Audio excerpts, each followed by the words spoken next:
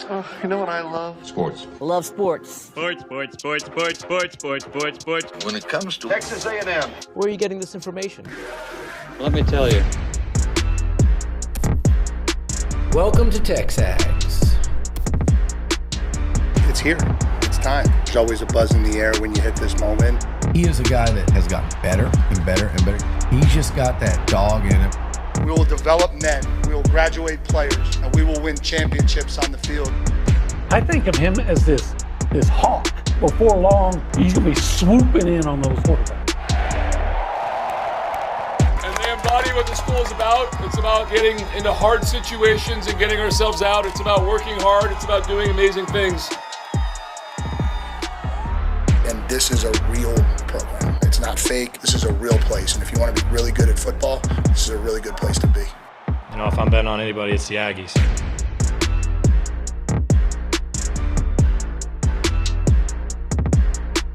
It is a Guayavera Wednesday on a Tuesday because it is what, OB? It's Cinco de Mayo. Happy Cinco de Mayo. Happy Cinco de Mayo. How do you say happy in Spanish? Feliz. Feliz, that's right, because Feliz not. So, would you say the Feliz part first? Feliz Cinco de Mayo. Oh, okay, yeah. That's what he said. Absolutely. You got any big margarita plans today? I'm going to have my my annual margarita. The wife and I are going to meet at Gringo's. Imagine that. Okay. Of all places. That's a great place to go. But, you know, it's kind of fitting, right? Yeah. So we've already decided that we're going to try to beat the rush and be there like by 4:30. Okay. I'll probably eat some fajitas or something like that and have my one margarita. I'm sure she'll have more than that. Yeah. But yeah, we always make a point to acknowledge her heritage on Cinco de Mayo. Should we bring the topic off air on air? Did you say or should we skip? Oh, no, it's okay. I mean, I don't think it'll make anybody mad. I think the way you phrased it during the pre-show was the best Hispanic athletes ever, maybe right? the favorite. Favorite, okay. Your favorite or best, Texas A&M Hispanic, because unfortunately, where I'm from, that if you spoke Spanish, first of all, you spoke Mexican, but if you spoke Spanish, those are fighting words in my community. I know they didn't mean anything by it, but if you spoke Spanish, they kind of grouped you all into one group, right? I know it's wrong. I know there's difference between the Cubans and the Colombians and the Guatemalans and the El Salvadorans. I understand. It's like it's different between the Canadians and the Americans. Exactly. Yes. I acknowledge that. But some of us, especially back in my old roots, you know, aren't as enlightened yet. Yeah. So, like I would say, if you ask that question on Cinco de Mayo, you should be thinking about just the Mexican guys like Aldo de la Garza, who was actually American but from Mexican descent. Right. But somebody might say, my favorite is Anderson Garcia. Oh, yeah, he might be great guy. Yeah. Dominican, but so we're not going to be limited to. It could have been Ruben Dominguez had he stayed. Had he stayed, right? KC Concepcion. Yeah. Who else do we know? I'm sure there's baseball players. Maya Perez. Oh, Maya. The Ali Camarillo. Ali Camarillo. From a couple years. Yeah. And Nico Partida. Yeah, I'm saying them all. It was. Yeah, I liked it. Yeah, Arturo Barrios from track and field. Yeah. Arturo Barrios. Who was he used to be coach. The Palomos? The Palomo. I wrote an article about back in the 90s about a javelin thrower.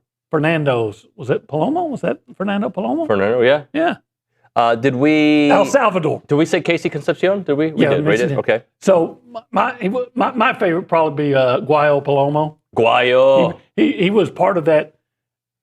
He was a letterman on that soccer team that one year when it was a sanctioned sport.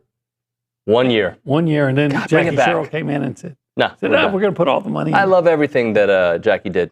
I wish we would have had at least one for this year when my boys get here. But it's all right. It's all right. Bring it back.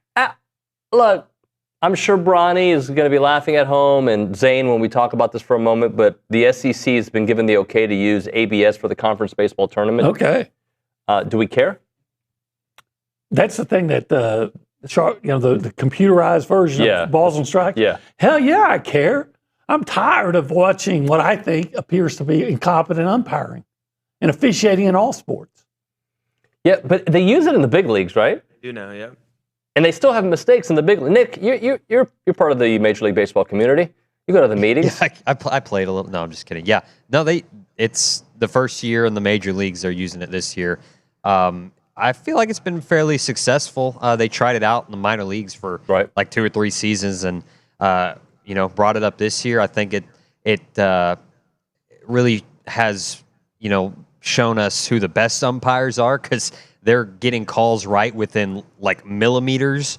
That's how accurate that system is. So it'll be interesting to see. I think this is a net good.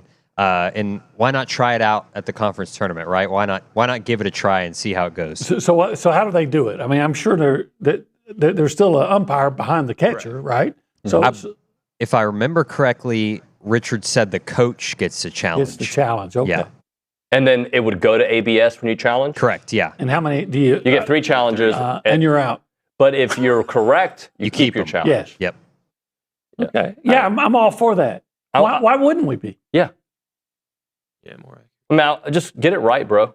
Because did you see last year, it was like a Southern or somebody like that baseball game, and the umpire got mad at a player for his reaction to the balls and strikes? Because this went viral, so maybe you saw it. And so the next pitch was like the...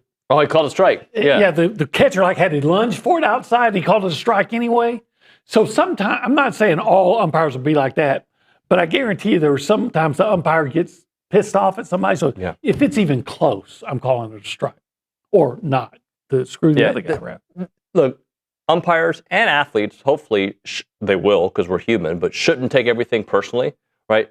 If an athlete gets upset with a call, it's not about you per se, the umpire, although it can be. But we're all human, right? So we all get defensive, we all get angry, and then, that's a strike now. Every time they throw, it's going to be a strike on this guy. I want to make a correction. Richard texted me, said, it's just like the big leagues. Pitchers, catchers, and hitters are the only ones who can challenge. So the coach cannot challenge. That's my fault. Okay. All right. Well, anyway, there's challenges. Challenge. And he also says the strike zone will be determined off player height. Each guy will be measured in Hoover before their first game. So Blake Binderup's strike zone will be different than Travis Chestnut's. Yeah. In fact, Chestnut came out there to bat, I think it was Sunday, and might have been Saturday. But anyway, the ball was up here and they called a strike, and some guy yelled behind me and said, you need to look at how tall that batter is, huh? And I'm like, how did he call that a strike?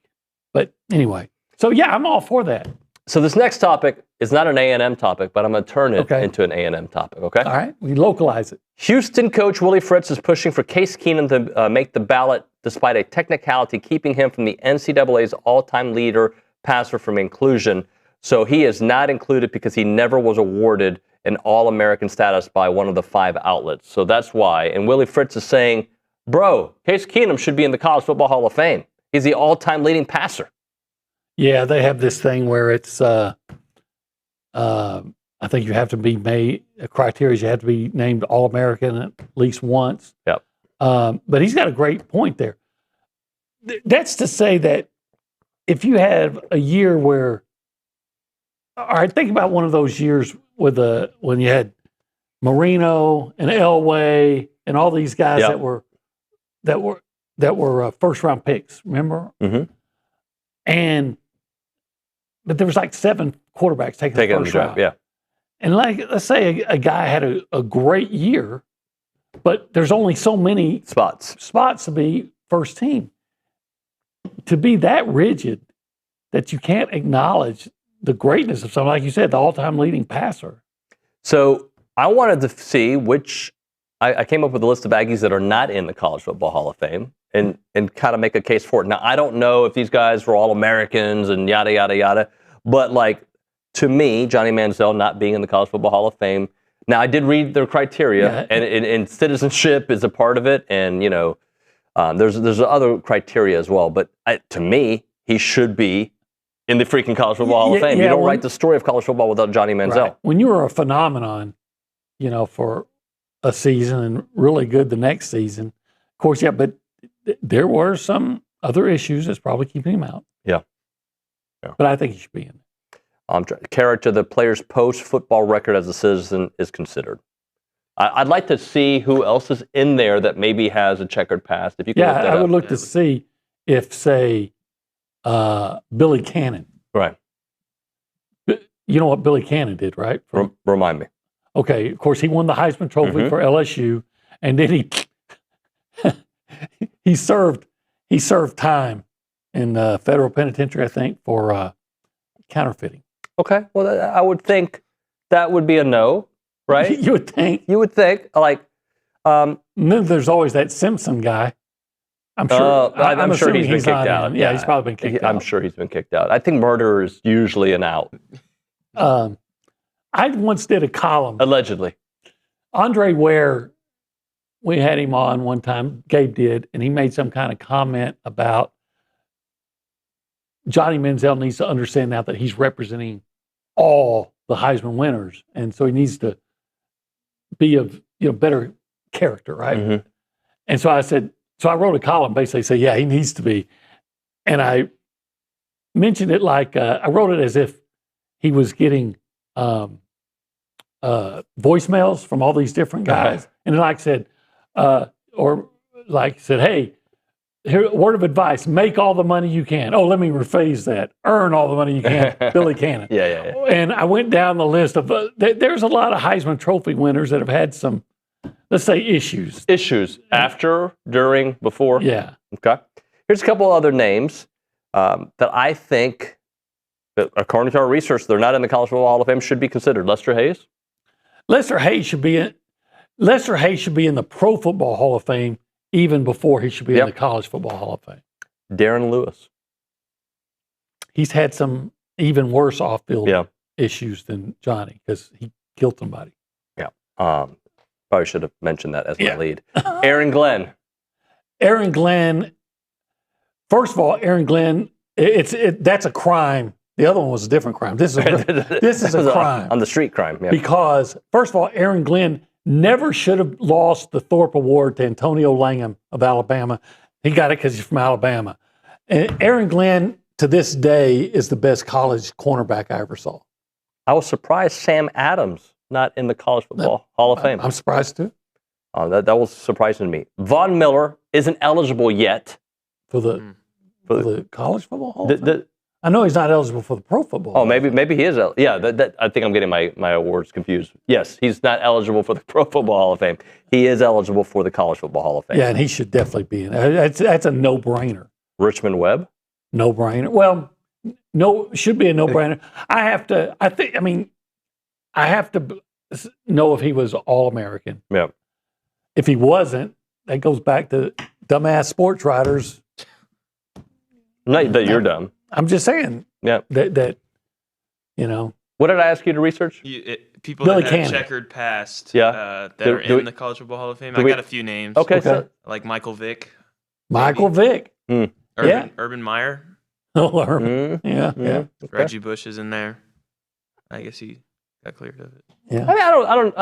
I feel like we've forgiven Reggie Bush. Well, you know what? He broke the rule the same way that Johnny was accused of breaking the rule. Mm-hmm. But I mean, he actually did it. Well, Johnny did too. But but here's the difference. I don't know if there's difference, but Reggie was getting money and his family to live in a house. Johnny wanted to get money from his own signature. Right. Both were against the rules, but Reggie's in. Okay. Anybody else? Did you see it? I think Michael Vick is one. That's. I heard that. He was almost hired to be the head coach at Florida. Michael Vick? Yeah, because they knew he could beat the dogs. How long have you been sitting on that joke? That's You've been waiting for the opportunity. When Michael Vick comes up on the show, I got it. But did we ever find out if Billy Cannon's in there? I don't think so. Okay, all right. Okay. Hey, OB, tell the people the name of this show. TexAgs Live. Presented by? I started to say the wrong thing. It's okay. David Garner's Jewelers. We are in the Rollo Insurance studio, and we have friends that work at Rollo Insurance. They are? Jason, Jackson, Keith, Morgan, the men, the women, the family. And the boys. We are enjoying the Go Hour. That's presented by the Warehouse CC Creations. And over there, we typically sit at this time at the Holistic Planning Cool Zone. But how many times have I said the Cool Zone travels? It does travel. If you want to be a part of the conversation, you can do it multiple ways. One way is by calling the show on the Buppy's Catering and Bartending hotline, 979-693-1150, or you can text the Catalyst Pure Performance Energy, PPE. text line, 979-693-1150. We go around the room. We go left to right. We go behind the glass. We say hi to the Nick Savage. Nick, hello, sir. Howdy, good morning, y'all. What up? Hey, this might be a topic that requires its own segment, and I should have brought it up to you beforehand, but I'm going to go there anyway. Josh Pate, friend of the program, released his post-spring top 25 poll, and again, this might be something y'all want to dive a little bit deeper into later, but Aggie's come in at number 10 on that ranking. He's got Notre Dame number 1 overall, Texas 2, Georgia, SEC 7th, Ole Miss, and Oklahoma round out the top 10, Indiana 6 as well. So maybe that's something I want to dive into, but I think that's a fair take by our good friend Josh Pate. I think the talent that A&M has been able to accumulate over the last 2-3 years under Coach Elko, even though there are a lot of question marks, makes them worthy, especially after the season that they had. I just don't know OB. I'm not saying that I have to see it with my eyes, but if you tell me the offensive line is going to be pretty good, then I believe it. Yeah. If you tell me the offensive line is going to be, doesn't even have to be as good as it was last year, but if you tell it's a very good offensive line, then yeah. The only other place I look at it and say, well, guys, I'm really worried about this is linebacker because of the injury. Right. We've talked about this before. I feel really good at quarterback, feel great at receiver, feel great at running back, feel great at tight end. I really like the defensive lineman. Yeah, there's going to be some concern about the pass rush just because I haven't seen it yet. But I hadn't seen it from Cassius Howell. I mean, he had 4 sacks in 24. Yeah, he got hot at the end, though. There was a little momentum towards the end, but we hadn't seen it. You're right. We hadn't seen it to that degree. Linebacker, I'm worried about. Secondary, a lot of experience there. So I think A&M was 3rd in the SEC in pass defense last year. And the other thing you mentioned about the linebacker spot, Billy has said people jumping to conclusions on Damian Sanford need to relax. It doesn't look to be as severe as some people initially expected. Do we know how long he's We don't know that. That's right. But Billy, I think yesterday, Nick, do you remember how you phrased it? Something to the effect of people were jumping, a little 2 feet in when you only needed that 1 Yeah, foot the maybe initial takeaways a little bit more optimistic than the national people were putting out there. Let's hope so. But based on the way that injury looked until they come out and actually make a comment that says he's out 3 months or should be out 3 months or he should be back by so-and-so, I'm going to be concerned about it. Let's go to the Angry Elephant News and Social Center. Justin Paez is still there. Buddy, you've already provided some analysis for the show. What else do you have for us? Well, honestly, now that Nick brought up the poll that Josh Pate put up and Texas Tech dropped to 16th. I think they were not that much ahead of that, though, right? What were they before? I'm actually curious. I don't know for sure, but I wonder if this news with Brendan Sorsby has affected things. Oh, you think? Yeah. It did. I listened to the first 15 minutes of his show this morning when I was running, and I heard him talk about Tech. Yeah. And he did say that obviously he is acting as if Sorsby will not play until he's told otherwise. Yeah, I was going to say, I bet that did have something to do with it, and Sorsby bet too. I can always see in your eyes when it's coming. I know when it's coming. Well, that story has progressed as of yesterday. Oh, there's more? Sorsby has hired a lawyer. He's lawyered up. With the guy he lawyered up is like a winner, too, yeah, right? he's worked with Tom Brady in the past to help get out of the Deflategate issues back then. He worked with the NFLPA.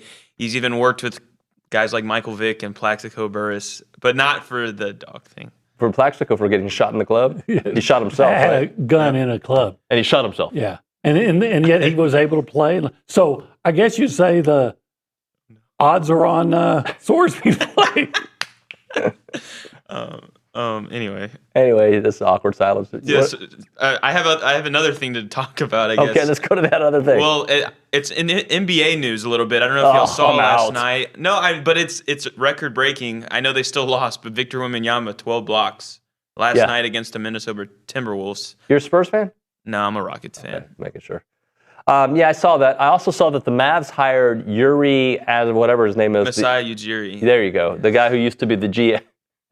Say his name of the game? Masai Ujiri. What kind of name is that? It's a winning name. That guy is one of the best GMs in the NBA. He won with the Toronto Raptors, NBA championship, helped construct the Nuggets before that in the old school days, with the Kenyon Martin days, I think it was. The guy's a very good GM. Okay. And he's also been named, what was it? He should have been named the assistant governor or something like that? Massage the jury. I think he was named a secondary governor. And I think in the NBA, governors are the owners? I think? Yes, because Adam Silver said, well, we don't want to call them owners and act like they own people. They own the team. No one ever said they owned people. They own the team. So we're going to call it governors. Stupid. Just another dumbass example of the way the NBA Just another UFO runs. guy. Yeah. Sorry, what? No, I didn't say anything. Okay. Let's move on. I just, Kurt, it's so apropos here on Cinco de Mayo that we got 3 Hispanic guys here. I see 2. Well, I'm married, and in the Bible, we became one. Gotcha. So you're technically say amigo. Yeah, I'm part of the. You're part of the community. You go to the meetings. I'm part of the community. All right, we'll hit a break. We're probably different communities, though. Yeah. Well, I mean, I'm down in the Barrio. Me too. I'm a big Barrio guy. Let's I'm trying to transition. 1775 is not in the Barrio. No. It's in the Fieldio. It's in a nice area. It's way out there. But you know what? It's muy bueno. We said it before in any language, 1775. Yeah, what he said. 1775 is spectacular. Yeah, it is. I don't know how you say brisket in... Brisket. See? It's see, I can't do it. It's... Muy bueno. Yeah, I'm trying to get to my Mexican voice, Okay, hey, it's succulent. It's succulent brisket. We're all getting fired today. Wait, look, I'm not. I didn't say it. It's the succulent brisket. I can. I'm in the community. It's the queso mac and cheese. The queso mac and queso. Hey Holmes, the queso mac and cheese. Hey Holmes, it's the jalapeno cheese sausage. Jalapeno. Mm-hmm. It has it's the turkey. I don't know how to say turkey. Pavo. It's that. And it's the pork ribs. By the Puerco. Ribos. I think you're allowed to get away with it since you're married to one. So yeah, it's to one. It's funny. Not more than one. She sometimes she gets a little annoyed at my trying to do an accent and things like that, and she just says, "You're so stupid." You did. She never says stupido or anything. She just says, "You're just stupid." You sounded like Rosie Perez there. That was good. Huh? Anyway, I liked Rosie Perez in White Man Can't Jump. Yeah, a lot of people did. Yeah, you too? I've seen it. You were like 6. 979-492-6241. The website is 1775txbbq.com. It's good. Mm.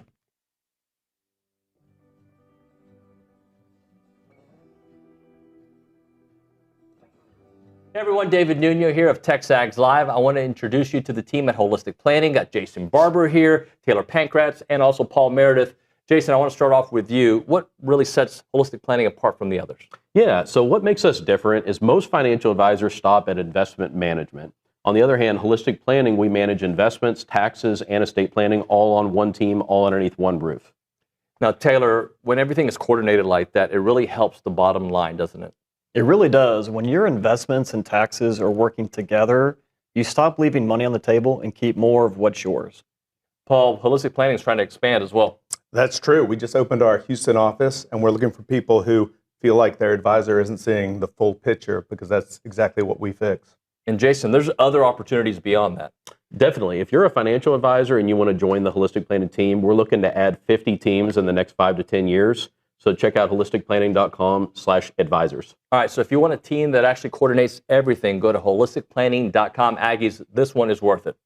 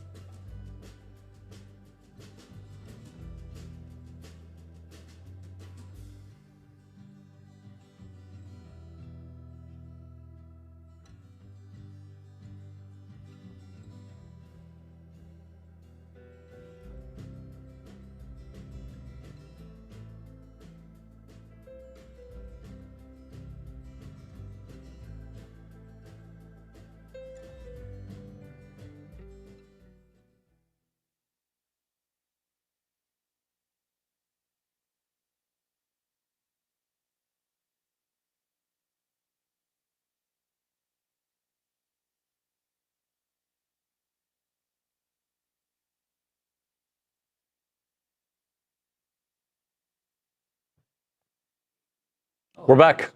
like Good that song. song. Yeah. TexAgs Live, presented by David Gardner's Jewelers Rollo Insurance Studio. The Go Hour, presented by The Warehouse at CC Creations.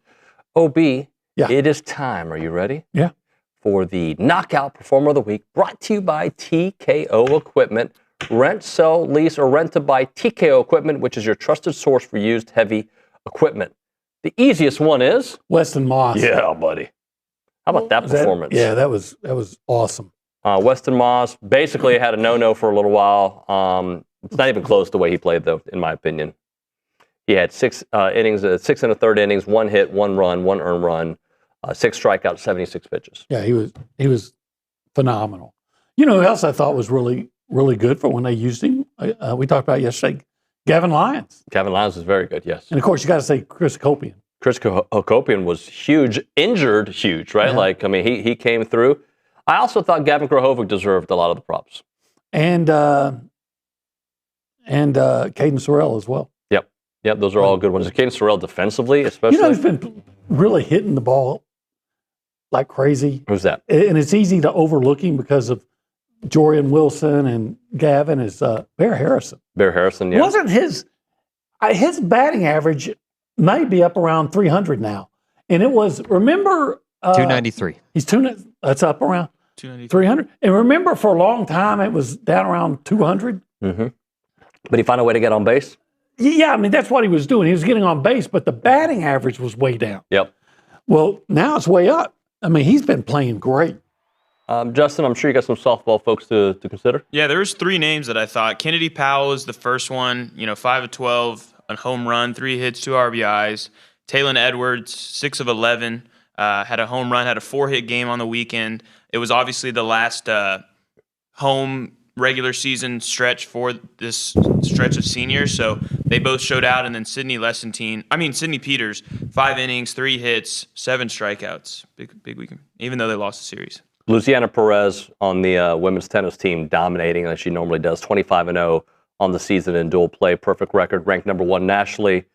Beat the 83rd ranked tennis player. I can't say her name, so that's why I'm saying 83rd, the Baylor player, and clinched the first round win against Quinnipiac. Whereas Nick Quinnipiac. You know what? I can't remember the name, and I'm sorry for not remembering the name. But wasn't there a young lady that ran maybe the second fastest or fastest 200-meter time in A&M history last weekend? That happens. Cameron Dixon, I think. Yeah, and I think we may have her tomorrow. That's still a possibility. We're working on that, so we may have her on the program tomorrow. I appreciate people that can run fast because I can't. When I was fast, I was slow. I've told you many times what my coach used to say about me when I tore my ACL and I was trying to come back to play football. No, what he said. I had a big brace on and we'd run sprints. He crushed me, by the way. He'd go, Monday, Tuesday, Wednesday. He would go through all the days of the week because that's how slow I was. I mean, you were hurt, though. Yeah, well, I was probably slow before that, too. It was Cameron Dixon, by the way. Ran a 22:15. Yeah, we're talking to Coach Henry about maybe getting her here in studio with us this week.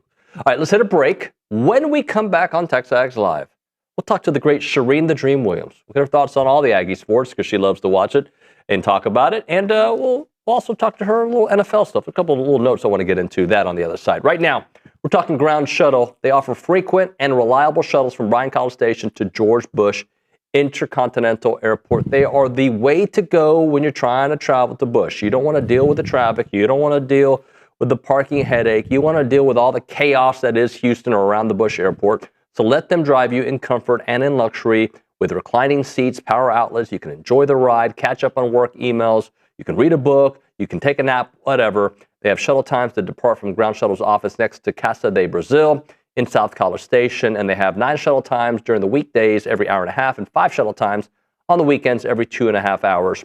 Excellent for business travelers and those young men and women that are trying to go home after their finals. Let them do that for you. Leave the car here and let them drive you there to Bush Intercontinental Airport. You can book any vehicle in their fleet to accommodate your charter, and they want to take care of you. Shuttle services seat up to 14 passengers. The website is groundshuttle.com. That is groundshuttle.com. Call them up, 855-303-4415, 855-303-4415.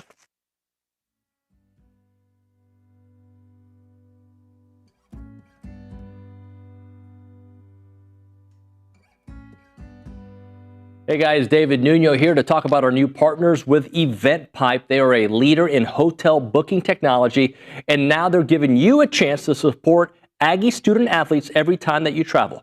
Thanks to their partnership with United and EventPipe, whether you're heading into a game, a business trip, or family vacation, every room that you book comes with cash back in the pockets of Aggie athletes. That's a wonderful deal. And with EventPipe, you'll get discounted hotel rates up to 20% lower than the major travel sites while enjoying a fast, easy booking process.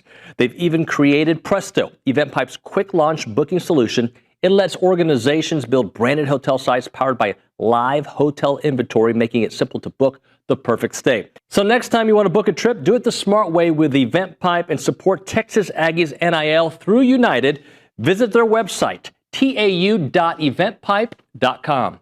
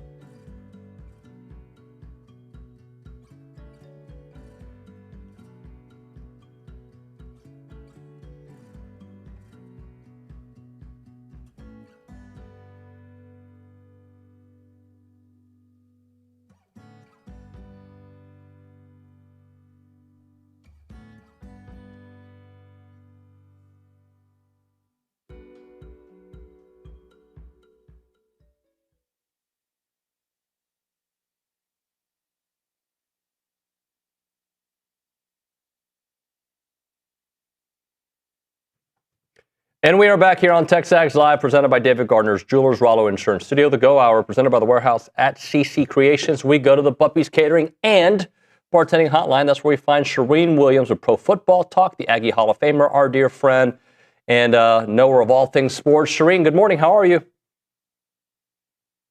Doing today? We're good. We're good. I think we wanted to start off with the weekend that was Aggie sports. Women's tennis moves on. The men unfortunately lose. Track and field has another great weekend. Aggie baseball unfortunately loses the series against Auburn, wins the last game. Softball wins the first game in a thrilling fashion between 2 days and then loses the next two. Just a very busy Aggie sports weekend. Yeah, it was not a great weekend, obviously, for our Aggie sports. If softball or baseball had won the series, I think we might be looking at it a little bit differently. But women's tennis was really the highlight of the whole weekend, and so hopefully they keep that going as a top seed in their tournament and maybe get a chance to play for another national title. But, yeah, it's just unfortunate, softball couldn't pull one of those last two games out. I watched the last one. I watched the first one until the rain delay, and I unfortunately didn't get to see the comeback the next day, which sounded like that was super exciting. And then watched the last baseball game, so that was a better one than the first two were. So hopefully we can get it going. Big baseball games coming up. Softball's got the SEC tournament, so we need to finish on a strong note here. And we have to note that, track is the remaining sport to give us the outright title in the State Farm Challenge against Texas. So we need one of our track teams, hopefully both of our track teams, finish above Texas in the SEC track and field championship. Keeps up with everything, just like you said. Yeah. Hey, Charean, you look like somebody that, I don't know this about you, but you look like somebody that probably played a lot of tennis. How invested do you get? You mentioned the success of that women's tennis team under the Dream Weaver. So do you get as invested in that as you do like some of the baseball and softball? I do. I love tennis, and I got to write the story on Mark Weaver for the 12th Man magazine, and what a story he is, the way he came up and how he chose A&M and all those things. If you haven't got the chance to read it, I think it's not necessarily a well-written story, but it's a good story on Mark Weaver's life. And I just think having an Aggie as a coach, I think, correct me if I'm wrong, he's the only Aggie we have as a head coach in any sport right now. And I think that kind of makes them special. And I love tennis. And I went to the national championship last year, and unfortunately we lost to Georgia in that one. But I do get invested. There's no doubt. I get invested in every sport, and I think if you're a true fan, you get invested in every sport, not just football, not just baseball, but you're invested in whatever sport is out there. And I took as much pride as in volleyball winning the title as anything. And so, it's exciting to me when we win in anything. I enjoy it, and I think that's kind of what makes A&M special. Is I think most people are like that. Most Aggies are like that. They get into all the sports and root for all of them. And again, just Mark Weaver being an Aggie, I think, makes that team special. Charean, I read an article on Pro Football Talk about Cal McNair fully committed to C.J. Stroud, and I feel like that should be obvious, but where is C.J. Stroud considering what his high was his rookie year, what these last 2 years look like, and what the future could be? Like, is he someone that the Texans can invest another 5 years in? Well, I think by fully invested in him, what they mean is for the 2026 season and probably the 2027 season, they have picked up his fifth-year option, so he'll be under contract the next 2 years. But they're not invested enough, they're not convinced enough in him that they're going to give him a long-term deal like they did Will Anderson, who was drafted the same year. They are going to, or no, he wasn't drafted the same year, drafted to, maybe he was drafted the same year. Yes, he was drafted the same year.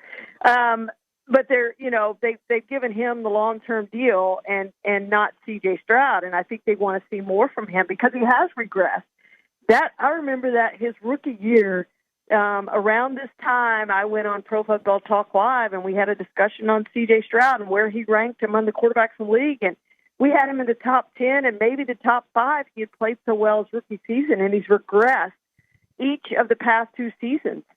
And so I don't think you can be fully committed to him beyond the contract that he has. You can't give him a long-term deal based on what quarterbacks are making now. It's what the Dolphins did with Tua. They overpaid him, and now they're paying that price for overpaying on Tua and giving him that huge contract. And now they've moved on from him, and they're paying the price with their salary cap hit in the dead cap money. So they're not to that point yet where they can give C.J. Stroud a long-term deal. He's got to go out and prove it and prove he can win in the postseason. Those 4 interceptions against New England killed a great chance that Texas had to get to the Super Bowl last year. So they need to see more from him before they can fully commit to him. I got to admit, I don't really follow the Texans that closely. So tell me this about David or Charean. Tell me this, or even Justin, whoever knows.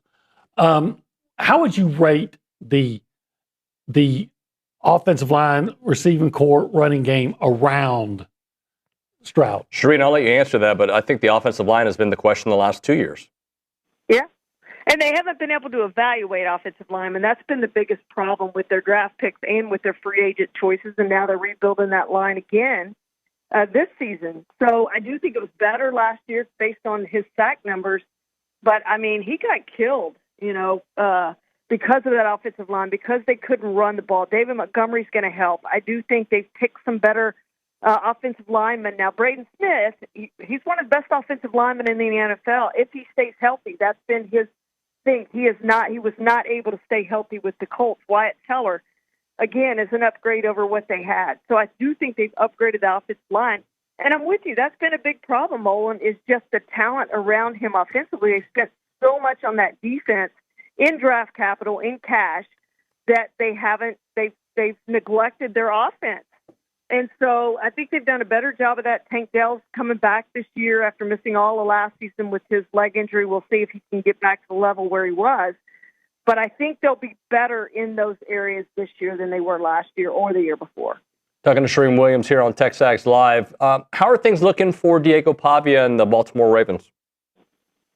Yeah, well, they just signed a quarterback yesterday, so I don't know if they're looking so good, And really, Jesse Minter, the new coach, was non-committal on Pavia and how he performed at the rookie minicamp. He's not going to have long to show that he's worth the effort that they need to give him. So he's going to have to show right away in some of these off-season workouts that he can be, on their roster, on their practice squad, whatever it is. And there's potentially a future there. If he doesn't show that, then they're going to move on from him very quickly. And I think Jesse Minter being non-committal last weekend probably spoke more than if he had said anything else than what he did say, which wasn't enough. He said, we've given him the chance. Now it's up to him to take advantage of the opportunity. And that's what it is, and that's where he is. Hey, Charean, so I got to ask you this. Beyond the first, the two first-round picks, Downs and Lawrence, is there any addition, could be free agent or a draft pick, that you look at and think, hey, I feel like this guy is going to come in and make an impact for the Cowboys? Well, we just had PFT Live after 2 hours, and part of it was spent on the Dallas defense and the upgrades they had. They have 10 of 11 starters back on an offense that was really good last year. The defense was historically bad, 511 points, worse than the NFL, franchise record, points allowed. I mean, they just historically bad. If they had been mediocre, they would have been a playoff team. So they turn over the defense. They go a different direction with the defensive coordinator. Instead of hiring a former head coach as defensive coordinator, they hire a young, up-and-coming guy who everybody thinks is going to be a head coach in the NFL one day, in Christian Parker. They go from the 4-3 to the 3-4, and now they have, depending on how you want to look at it, but from the opening day roster to now is 3 starters back, and turned over the rest of the starting lineup on defense, which they needed to do, especially change it to a 3-4. But to specifically answer your question, I think Overton, Aggies are familiar with Overton, played a bit at A&M before he went to Alabama. They're moving him to the defensive line. I think he will help. I think he will have an immediate impact in the defensive line at that position, playing there with those guys that they traded for, Charean Williams and Kenny Clark. I think he's going to help. But D. Winters probably is the guy that stands out the most after Caleb Downs, because he's their best inside linebacker, and there's a reason the 49ers got rid of him and re-signed Dre Greenlaw. But D. Winters is better than anything they had as an off-ball linebacker. I think Overshown can be good, but I think D. Winters is better than what they had there. And that, to me, is still their weakness, is the inside linebacker position. They say they're not signing anybody else. If it's me, I'm going out and signing Bobby Wagner and getting him in there, if nothing else, to be a leader and show those guys how it's done. But he can still play. But they're not going to do that, so they're going to rely a lot on D. Winters, and perhaps he'll be wearing the green dot and making the play calls back there. Charean, great stuff as always. Thank you so much. We'll talk to you next week. Thank you, guys. All right, that's the great Charean Williams on the Buppy's Catering and Bartending Hotline. We'll hit a break. We'll come back with a final segment on the Go Hour before we have Mark Weaver here in the studio during the 9 o'clock hour. Right now, we're talking Rollo Insurance. They build lasting relationships through education, helping you understand what you're buying and the why behind it. They want to make sure that you are aware of all the scenarios that are out there so you can make informed decisions when picking the right insurance situation for you. That can come from home, auto, business, to specialty coverage. Their independent agents do provide you tailored options specific to your needs. And they take time to explain that policy in plain language so you're never left in doubt wondering where your coverage goes and where the gaps may be. Check out the website, rolloinsurance.com/TexAgs. That is rolloinsurance.com/TexAgs. Or call them up, 888-44-ROLLO. That is 888-44-ROLLO.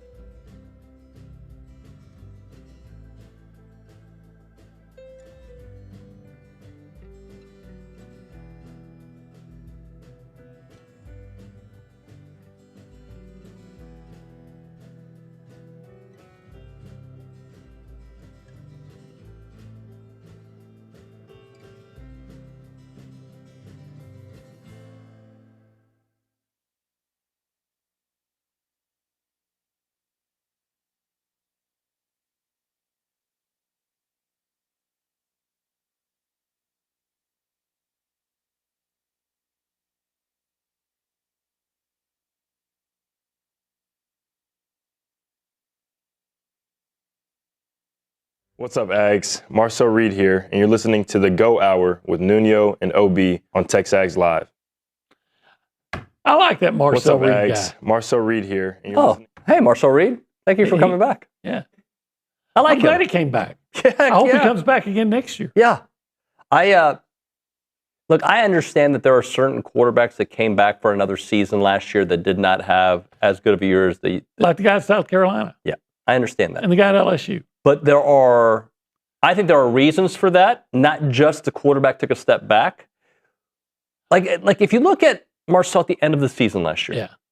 I don't think the offensive line played as well as they did earlier. And you can say, and we actually talked to Jake Crane about this yesterday, that the defenses they played were significantly better. And I think that plays a part. But I also think not having Le'Veon Moss had a part in it against those types of defenses. And look, no matter what situation, Marcel has to be better. He knows that. He has to be better in the red zone. Mm-hmm. And I want to see a Marcel Reed that's more quick to take off running. Of course, somebody say, well, it might get hurt. And I know that's true, but you can't play scared. Scared money don't win. Plus, it's so hard to hit him. You know, he dodges so well. And that's what makes him special. I mean, he's a good passer, but when he's also like the 4th and 12 against South Carolina. South Carolina, yeah. And he picks it up. Like, who does that? That game. And there was a guy who had a chance at him, and he juked him. I don't think they win that game without that play. I agree. Yeah. I mean, it seems obvious in the moment, but they did score so many points in that third quarter to take the lead. But that right? jump started them. That is exactly right.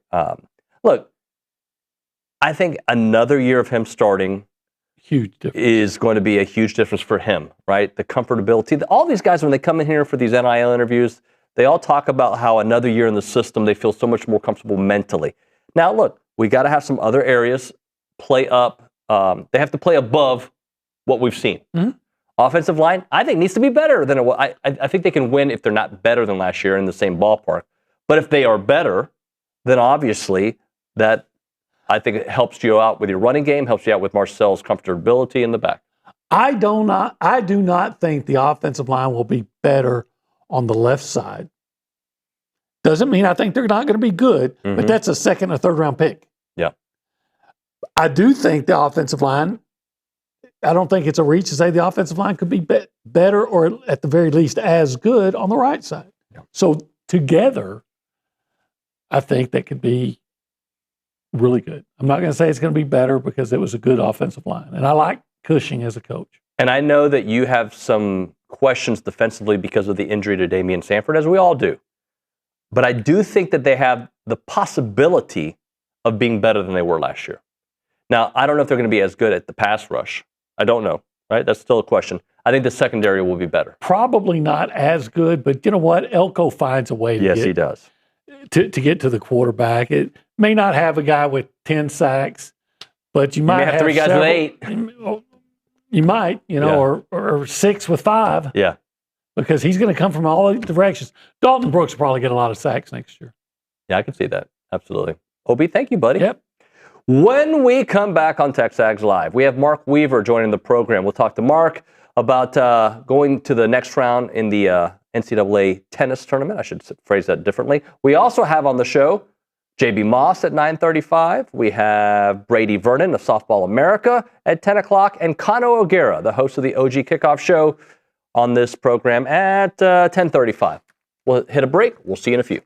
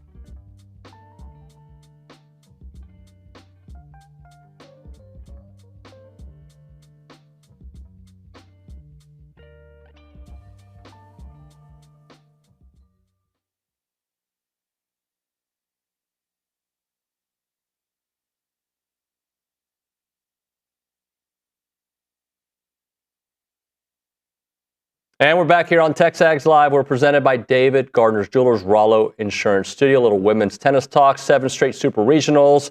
Not luck, that's just a program that is built on consistency. Mark Weaver here to talk about that as they hope to continue on through the NCAA tournament. Coach Weaver, hello. Hello, thanks for having me this morning. Thank you for coming in. So let's talk about it. 7 consecutive super regionals. I mean, I know you're in the middle of it. You want a lot more, but that's pretty high achieving, my friend. Yeah, no, it's quite a number there. Very proud of that, and just the consistency of the program. I think a lot of that is we've secured the home court advantage, at least probably in the last 5 years. But I can recall a few years early on, we went on the road and we beat Baylor on the road early to make the Sweet 16. We beat Texas on the road in the early years of that run, and I think the last 5 years we've had the home court advantage, so that's really played a big difference. But yeah, it's a lot of good teams out there, and that's definitely a nice number to have.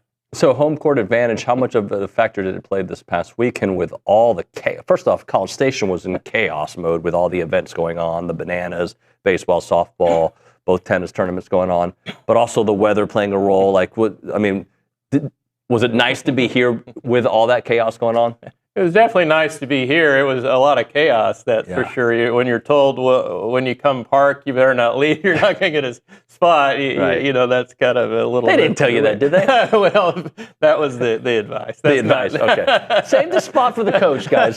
Note to self, okay. But no, it was a fun weekend for Aggie land, that's for sure. I didn't realize the Savannah Bananas were quite such a draw, and a lot of exciting things going on from baseball to softball, the men's tennis, and our team. And of course, we were happy the men's team were here as well, but it does kind of throw a wrench in the schedule because you're waiting on them to finish, and you never know quite.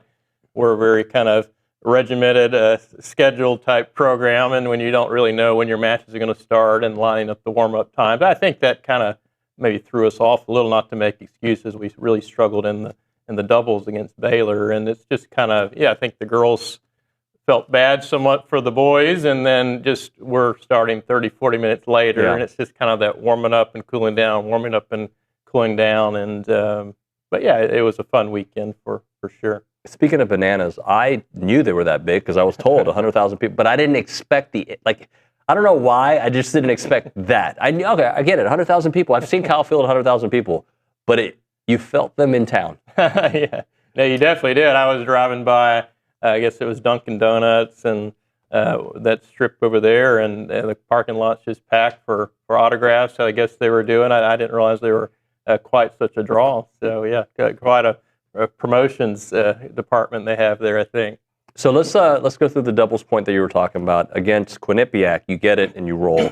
Against Baylor, you struggled. You think it just had something to do, as you mentioned earlier, the boys losing and some emotions there, and also the quick turnaround and whatnot?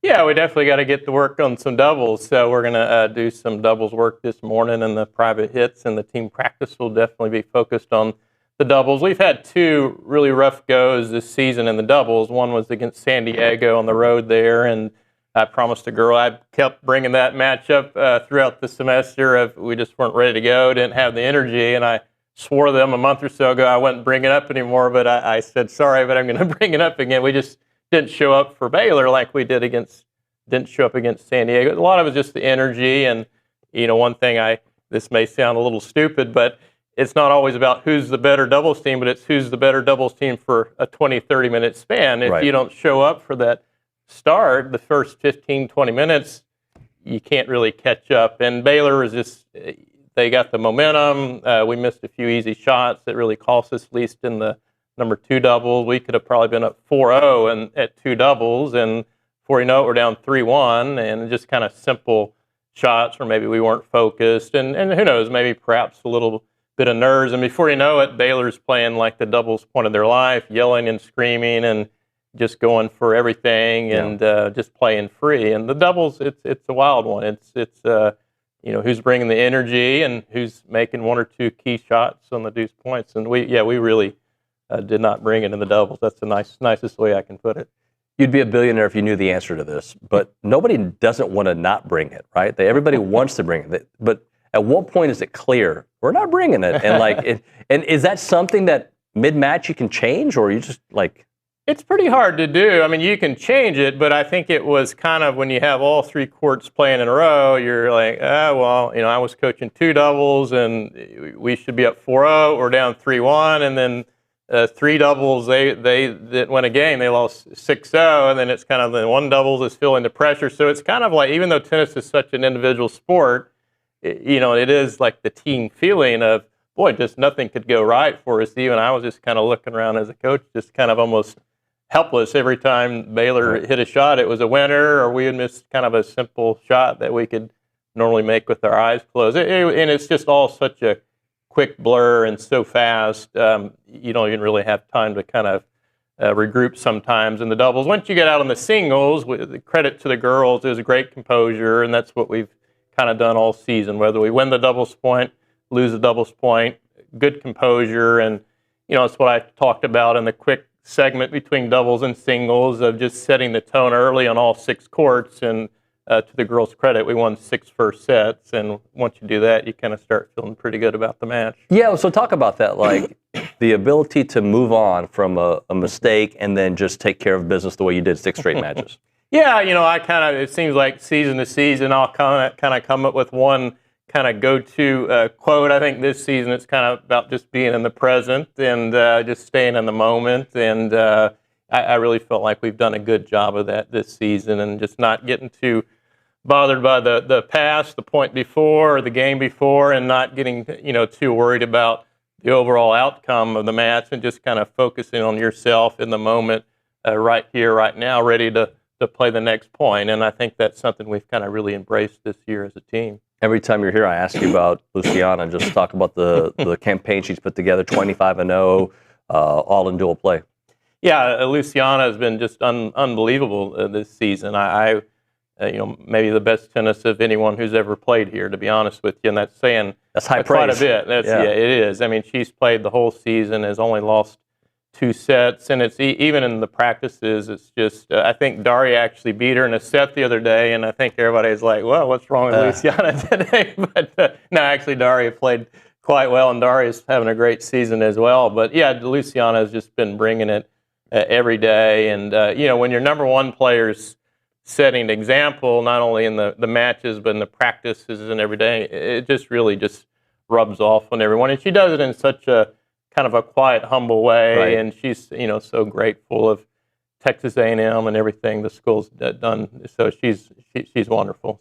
So you mentioned Daria. Just talk about the season she's had, and this past weekend too. Yeah, it's been great to see Daria. We have her down at 6. When Daria's playing well, she's as good as just about anyone. She's just an unbelievable athlete, and she's she's always had the shots, and she's kind of really figured it out. Everything this season, I feel like, and she's been so consistent and reliable for us. Maybe over the years she's been a little, maybe a little up and down, but this season just really been a whole lot of ups this year, and she's been beating some really good players here recently, and she's had a great season, and she's even improved her doubles a lot. singles is the best that it's ever been. And Mia seems to be a steadying force for you all at the number 2 spot. Yeah, Mia had a great win against Baylor the other day. The young lady, she played Dong from Baylor. She actually upset Glosman from Stanford at the NCAA tournament. Lucian and Glosman probably would have been the best 2 players in college tennis this year. Glosman had a bit of an injury and has been out all season. But the 2 girl from Baylor upset her in the NCAA tournament. And Mia took it to her pretty good on Sunday. So, it was just a great weekend, and had a nice crowd with all the coming and going of the men's matches and all the other events. We actually had a nice crowd, and hopefully have another nice crowd again on Friday. Yeah, and I know you've talked about it before, but what do these big matches do for a team? And because you have a collection of veterans and young players.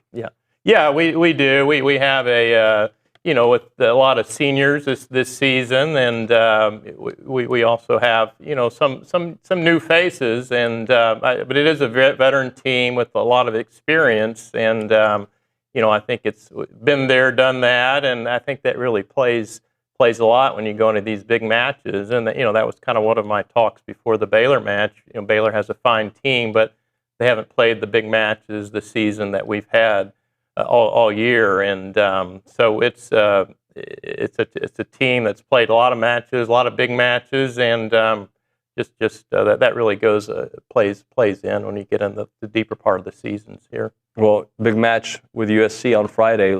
Talk to me about USC. Yeah, USC is a very talented team. We recruited a lot of those girls. A few of those we really wanted here, and they're a very talented team. So they're dangerous, and we're definitely happy to get them here in Aggie land. But their team, we're definitely going to need to show up in the doubles a little bit more. And they're loaded from top to bottom. They got blue chip recruits from top to bottom. They've had a very good season. They beat Cal in their second round match. Cal's a very good team, so we'll have to be ready to go, and I'm excited to really get after it this week in practice. I think there's some things that we can sharpen up on, and I'm excited for the match, and we always play well at home, and hopefully we can take care of business and head off to Georgia for the rest of the event. So what does the week look like?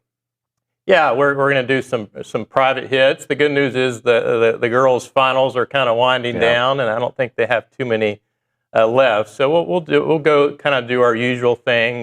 We generally have each girl comes for about an hour each morning for a private hit, and then we'll do team practices from 1 to 3 throughout the Monday, Tuesday, and Wednesday. Thursday we'll tone it down a little bit, and we'll just do one team practice. We'll make our private hits kind of optional, and we always do a little light hit. We'll do a light hit on Friday around 11 or so, and it'll be game time on Friday at 2, so I'm excited to clean up a few things this week, and it'll be a good week of preparation. Excuse me for being Captain Obvious here, but I mean, for a program that's such a great history, when you're playing your brand of tennis, you can beat anybody in the country, right? I'll take us any day. We're a very tough, gritty team, I feel like. I think that can go a long ways. Obviously, we have a talented team, but I just love the grit and determination and the fight that our girls have. These matches are brutal out there, and it comes down to a lot more than just the tennis. It comes down to a lot more of who has the better forehand or backhand or serve. It's that grit and toughness and determination, and I think that's something that we challenge ourselves every day, and it really pays off in these big moments. So I'll take the Aggies if we're playing our type of tennis. Coach Weaver, thank you so much. Thanks for having me on. Appreciate you. All right, we'll hit a break. We'll come back here in a few minutes. Right now, if you're looking for real peace of mind when it comes to your money, check out Aggie-owned Paragon Financial Advisors. They're an independent fiduciary serving clients all across Texas with no sales pitches, no commissions, just honest financial planning and investment management. And what sets them apart is the over 9 CFPs, the CFA, and the CPA all on staff. They take their credentials seriously, and they work tirelessly to help you build a future that you can feel good about. Go to paragon-adv.com or give them a call, 979-693-3907, to schedule your free consultation today. It is Paragon Financial Advisors, integrity, expertise, and trust. Paragon Financial Advisors.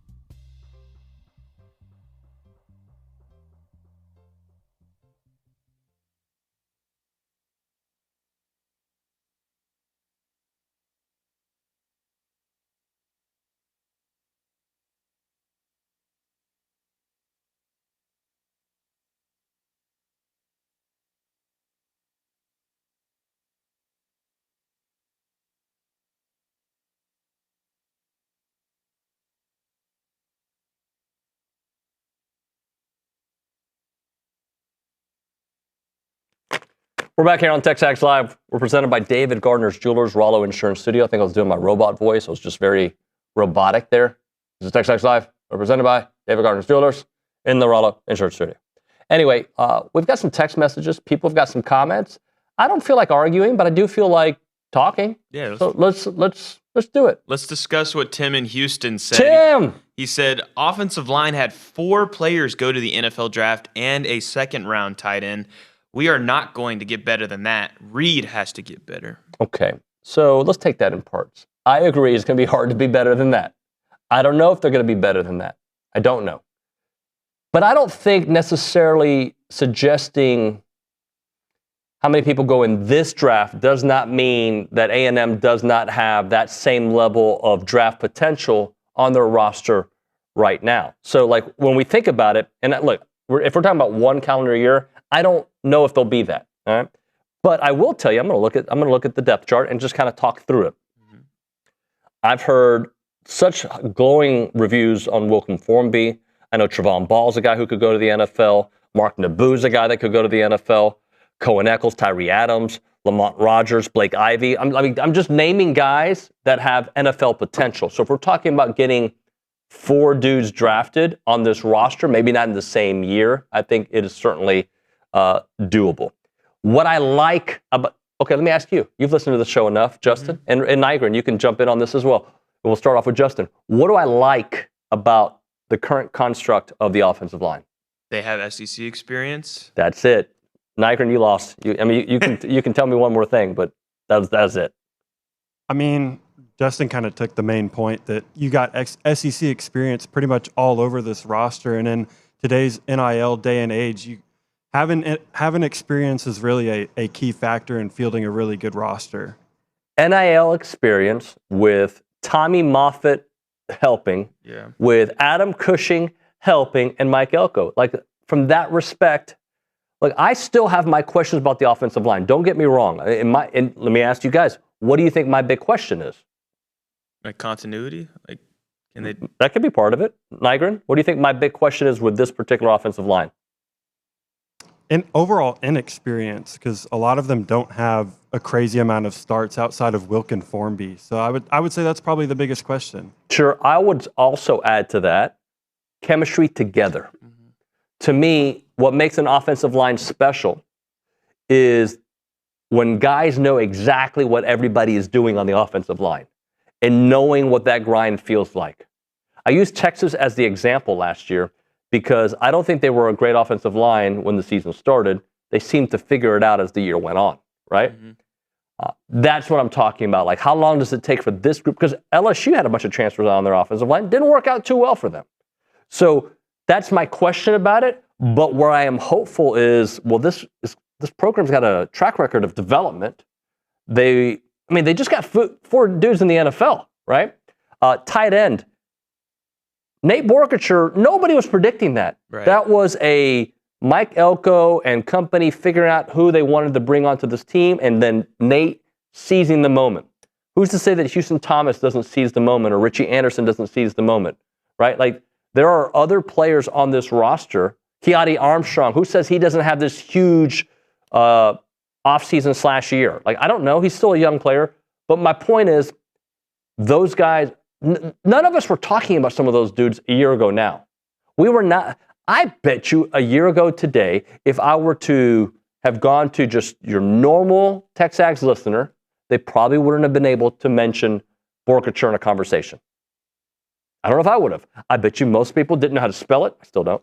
Or how to pronounce it correctly a year ago, right? So I think his big catch against Notre Dame is obviously what we remember, but he had so many key moments. So I guess my response to Dave, is Dave, right? Tim, good old friend Tim, is that you're right. It's going to be hard to replace that. And yes, you're right. Marcel has to be better. But I don't know if this offensive line has to be better for us to have the kind of year that I think we're going to have if you have a steady run game, okay?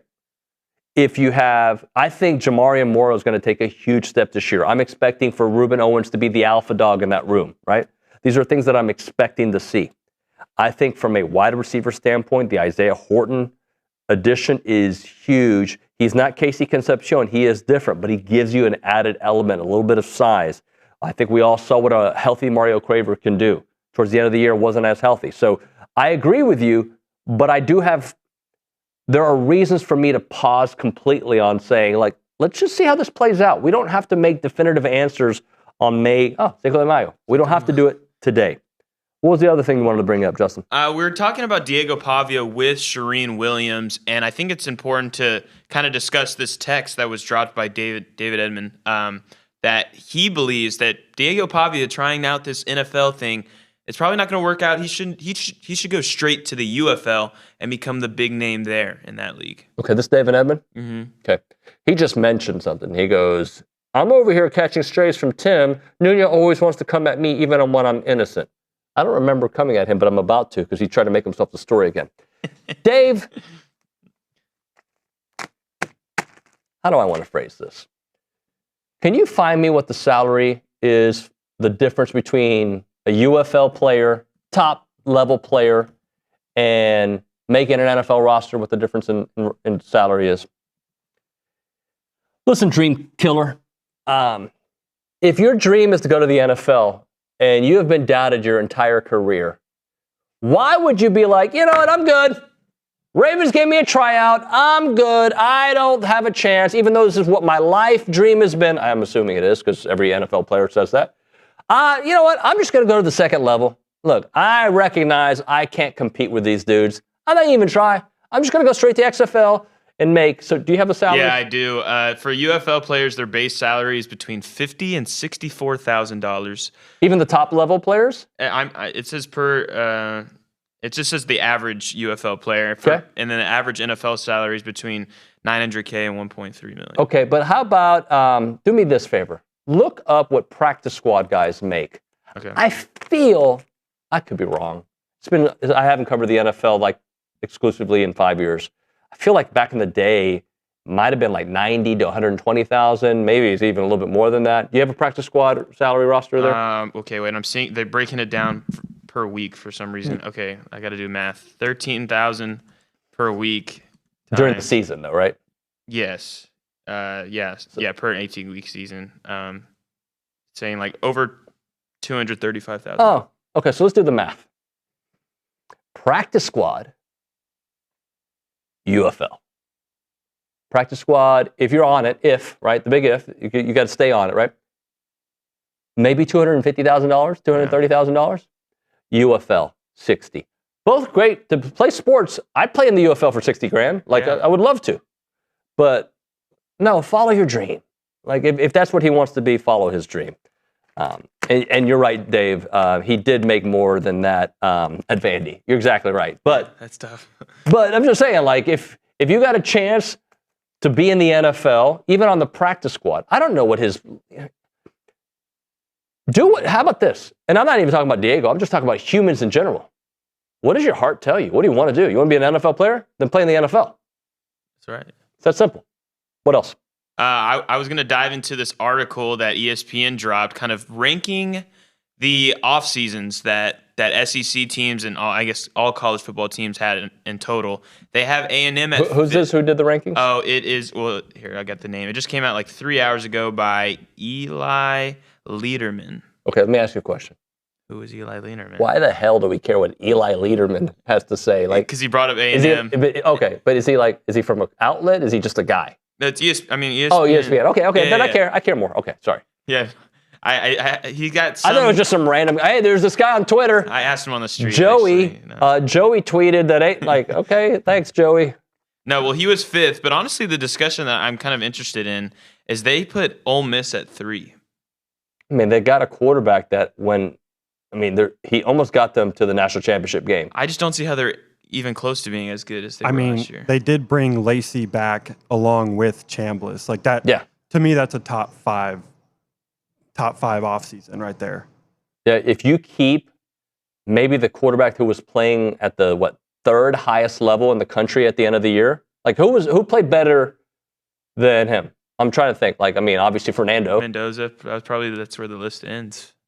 Right? So can't think of anyone else. Then Trinidad Chambliss, number 2, probably. Yeah, right. Last year. Kawan Lacey, is he good at football? Yeah, he's Last time I checked, he's really good at football. So but I also, we're talking, everybody's got these questions. If we turned on an Ole Miss show, and I probably need to start my post-spring conversations with insiders where I go through every team in the SEC and we just, get a couple teams a week over the next 2 months and figure out how they're feeling. I will say that, beyond that, I wonder what they're saying, because they've got to have questions about Pete Golding. They've got to. There's no way that they don't have questions about Pete Golding.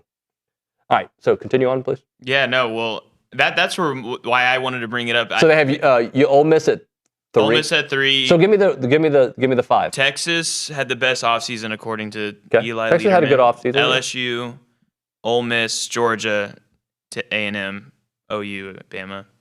Here's what I say to that. Yes, I don't care. The list is fine. Based on LSU won the offseason last year too. How did that end up working out? It didn't work out. I like how the Jedis across the street work.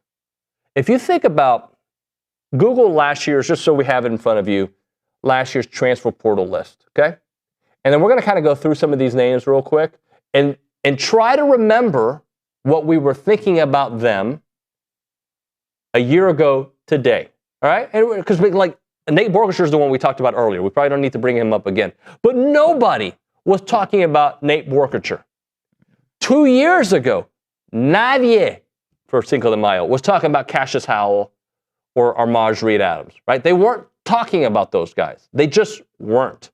You have the list? It looks like you look confused. I'm finding it. It's taking me a second. I remember the biggest news during the offseason last year was getting a guy like Micah Hudson, who didn't even play for us. Names do we even know Damian Sanford as a kind of breakout candidate going into last year? That's why I think you're exactly right. No, he was. We weren't thinking about him. He was thrust into action in the Notre Dame game. We had T.J. Searcy who stepped up. Tyler Onyetum. Deion Hayes was the big name. He did good last year. Great. So, any other names you want to throw us that they got in the transfer portal? Yeah, how much did we expect out of Mario Craver? Did we expect much out of Mario Craver? No. I expected him to be kind of like a third receiver that turns into your second receiver. That dude started as an A receiver, right? He did. He started the season no, I'm 1A. And KC's like, oh, yeah, well, hold my beer because I'm 1A now. And that was the beauty of that receiving core. I think we all knew that Mario Craver was going to be really good. I don't think we expected him to be that good. I think that kind of even the biggest tight end pool that maybe we had in the portal was Amari Niblack, and that we didn't hear the likes of Nate Borgescher, but we heard more about the receiving aspects of Niblack, and then we saw how Borgescher kind of stepped in and took over that role as the lead tight end. I guess my point is when they operate in silence sometimes, where we may not know. They see something in these players, and then they put it in a pot and they make this amazing gumbo. And, here we are, and we have Nate Borgescher, Mario Craver, Casey Concepcion. I think we all, Casey's another one. I think we all expected Casey to be great. Did anybody expect that level of great? Were you thinking it, Nygren? No, I obviously we all expected him to be great, but I did not expect that level of production out of KC. Right. So, all right, we'll hit a break. We'll come back. We're going to talk to my guy, JB Moss. You know what JB Moss and I talk about when we're texting each other? Baseball. A little bit. Anything else? I don't know. Nygren, what do you think we talk about? Probably some baseball. No, yeah, we do. You know what I'm gonna do? I'm gonna ask JB that question on the other side. What do we usually text about when we're not texting baseball? I don't think you'll be surprised when he answers the question. When it comes to preserving your farm or your ranch's legacy, it's not about capturing pretty pictures of your land. It's about capturing the essence, about the values that you want the future generations to inherit. And that's what Heritage Films does by telling your family story, your family business story, your family ranch story. Have these documentaries done so they can stand the test of time, so the future generations know exactly what your operation was built on, what your family stands for, and they can continue those traditions for a lifetime. And I'm talking about several lifetimes. That's what a Heritage Film does. It is an awesome 2-hour documentary for your family business, and your family ranch. Farm and Ranch Films captures the wisdom your grandkids are going to need in the future. Visit yourheritagefilm.com and click on the Farm and Range section of the website, or just go to the Heritage Film site, 713-893-8341, to preserve not just your story, but your family's foundation.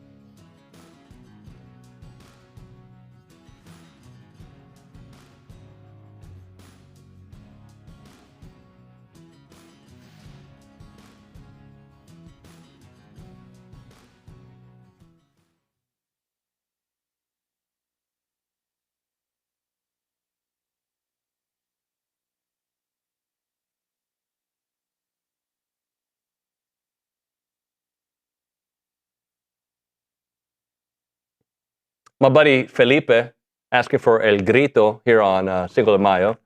Little Margaritaville here. Breaking it down. We are listening to TexAgs Live, or you're listening to it. I'm talking about it here in the Rollo Insurance Studio. Let's go to the Buppy's Catering and Bartending Hotline, joined by our buddy JB Moss, former Aggie baseball player. Great here on the program to talk all things Aggie baseball. What's up, JB? David, how we doing this morning? I'm good. So this is not a baseball question. I asked the staff today working during the last segment, I said, what do you guys think JB and I text each other about? And they all said baseball. I said, yeah, we do a little bit of that. I go, but what else do you think we talk about? And the two gentlemen working the show did not know the answer to that. And I'm going to allow you to tell the people what we typically text about when we're not texting about baseball. Yeah, two things, fitness and nutrition. Anybody that's your age that looks like you, I'm in for all the secrets. So I often pick your brain on your workout regimen and your nutrition. So you got it going on. You kind of gave me a compliment and tore me down all at the same time, because then I felt like I was 74 years old when you said someone at your age. So thank you, JB. I appreciate that, buddy. I'm just kidding with you, as you know. So what are your takeaways from this Auburn A&M series? Yeah, I mean, look, I'm not going to try to read too much into it. I think that first and foremost, I'd just tell you it's part of being in this league. You never want to lose a series at home, but you also never expect to sweep LSU on the road, right? I mean, it's just part of this league and the ups and downs of it.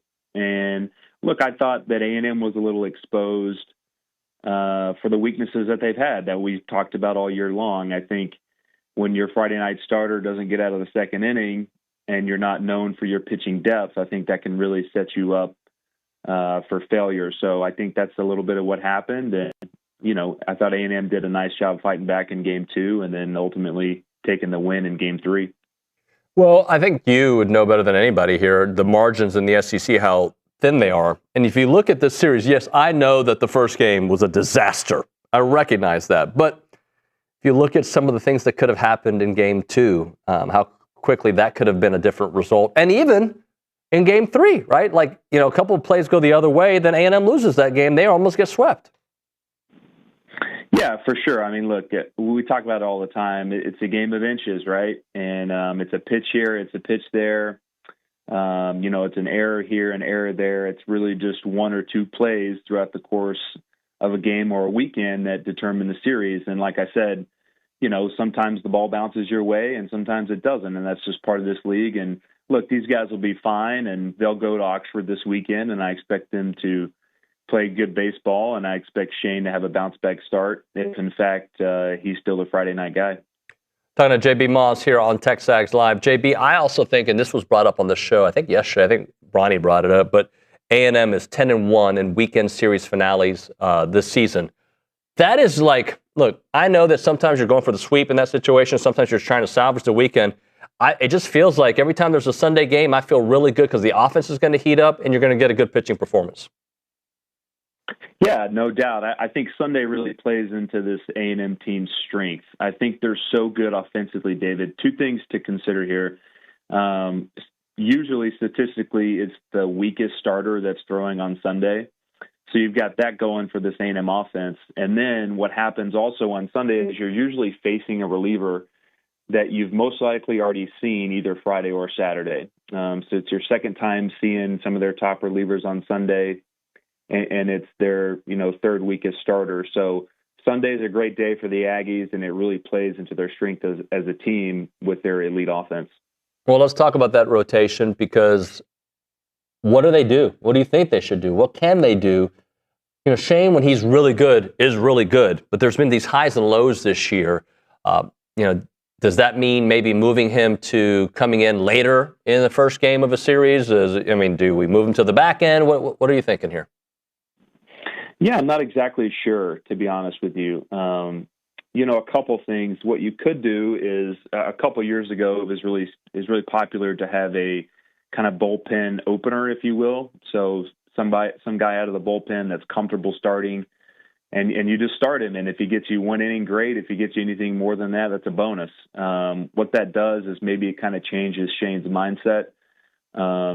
And I'm not saying this is the case, but maybe he's, thinking too much throughout the week about his start, and he knows exactly when he's pitching. And, so for some guys, that can be a negative thing.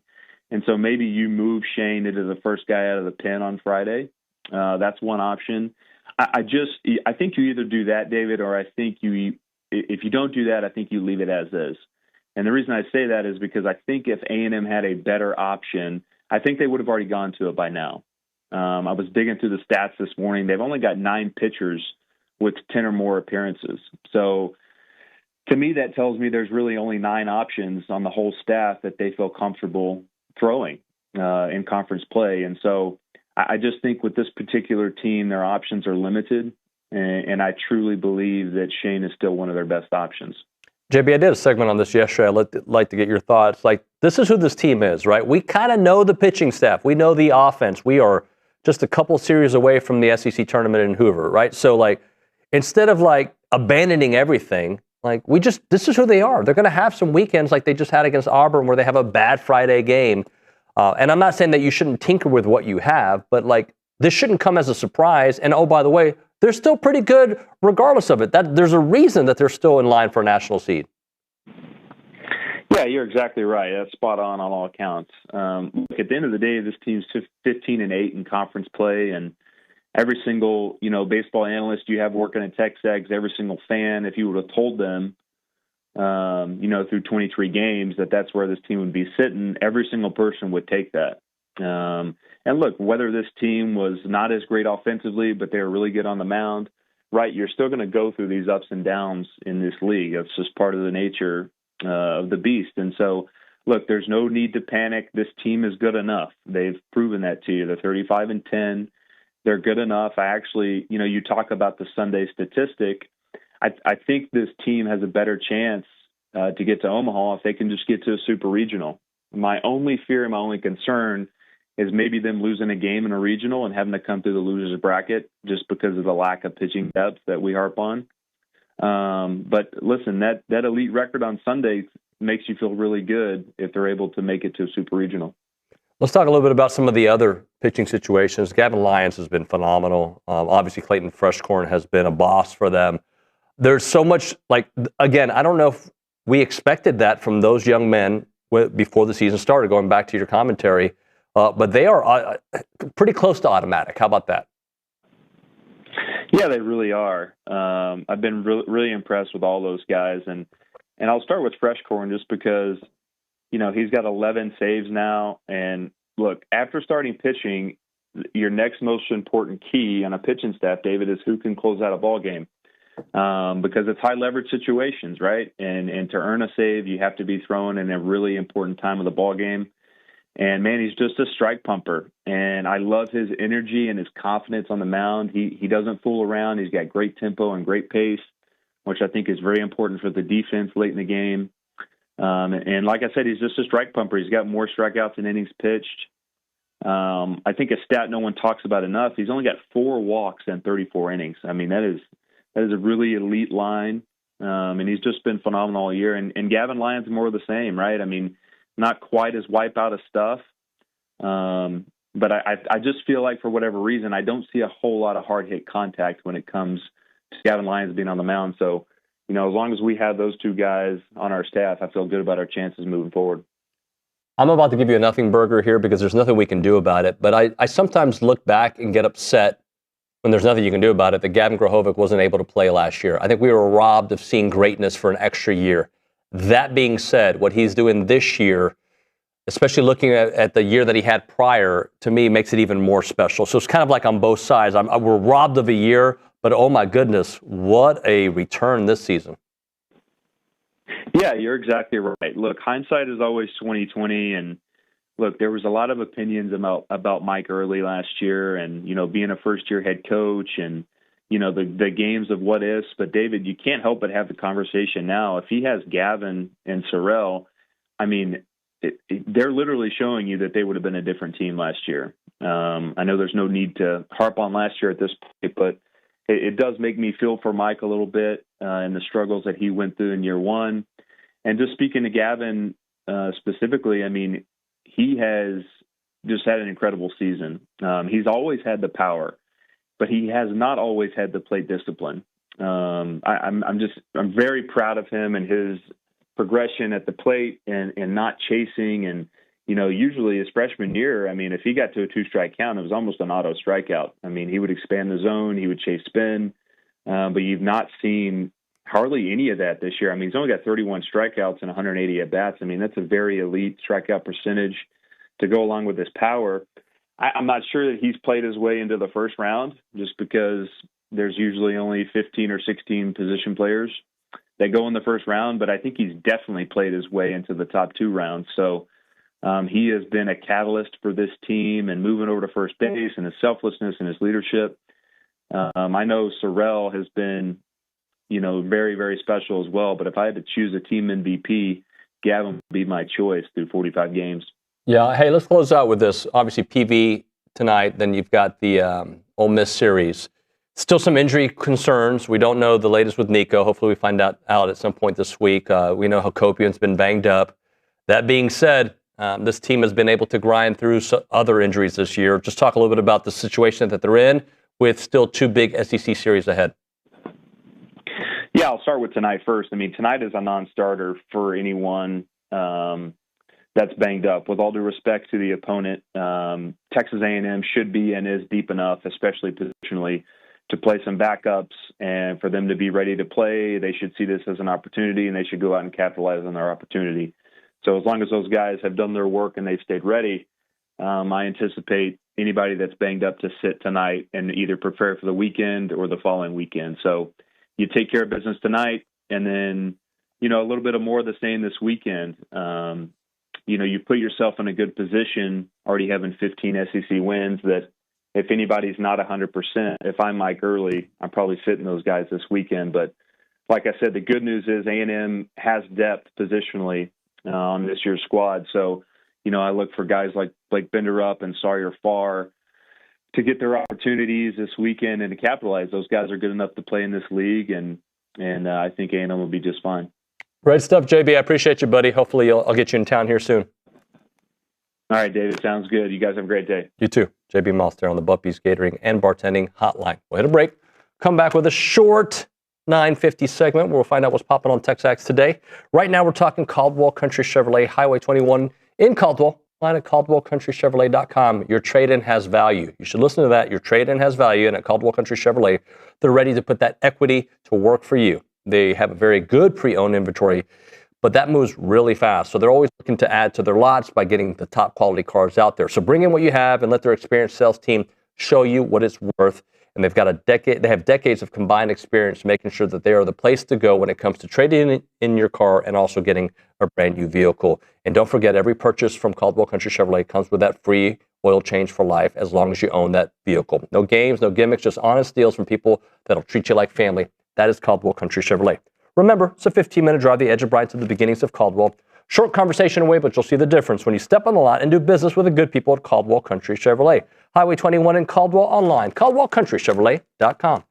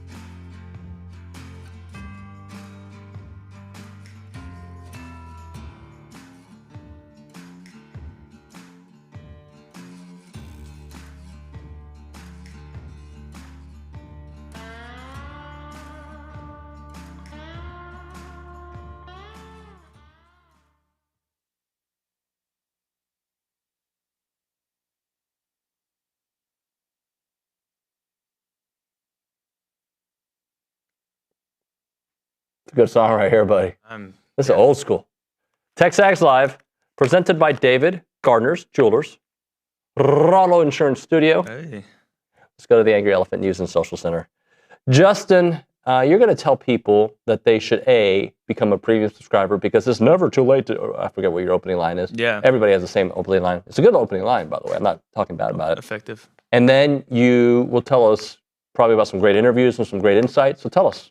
I just did it for you, basically. So you need to become a premium TexAgs subscriber. Okay. That's part A. Why? Why should they do that?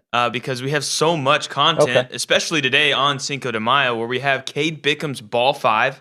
We got baseball thoughts with Ryan Broniger. I'm speaking about baseball because we also have baseball today at Bluebell Park at 5 p.m. against Prairie View A&M, the last midweek game of the regular season. We got a softball presser.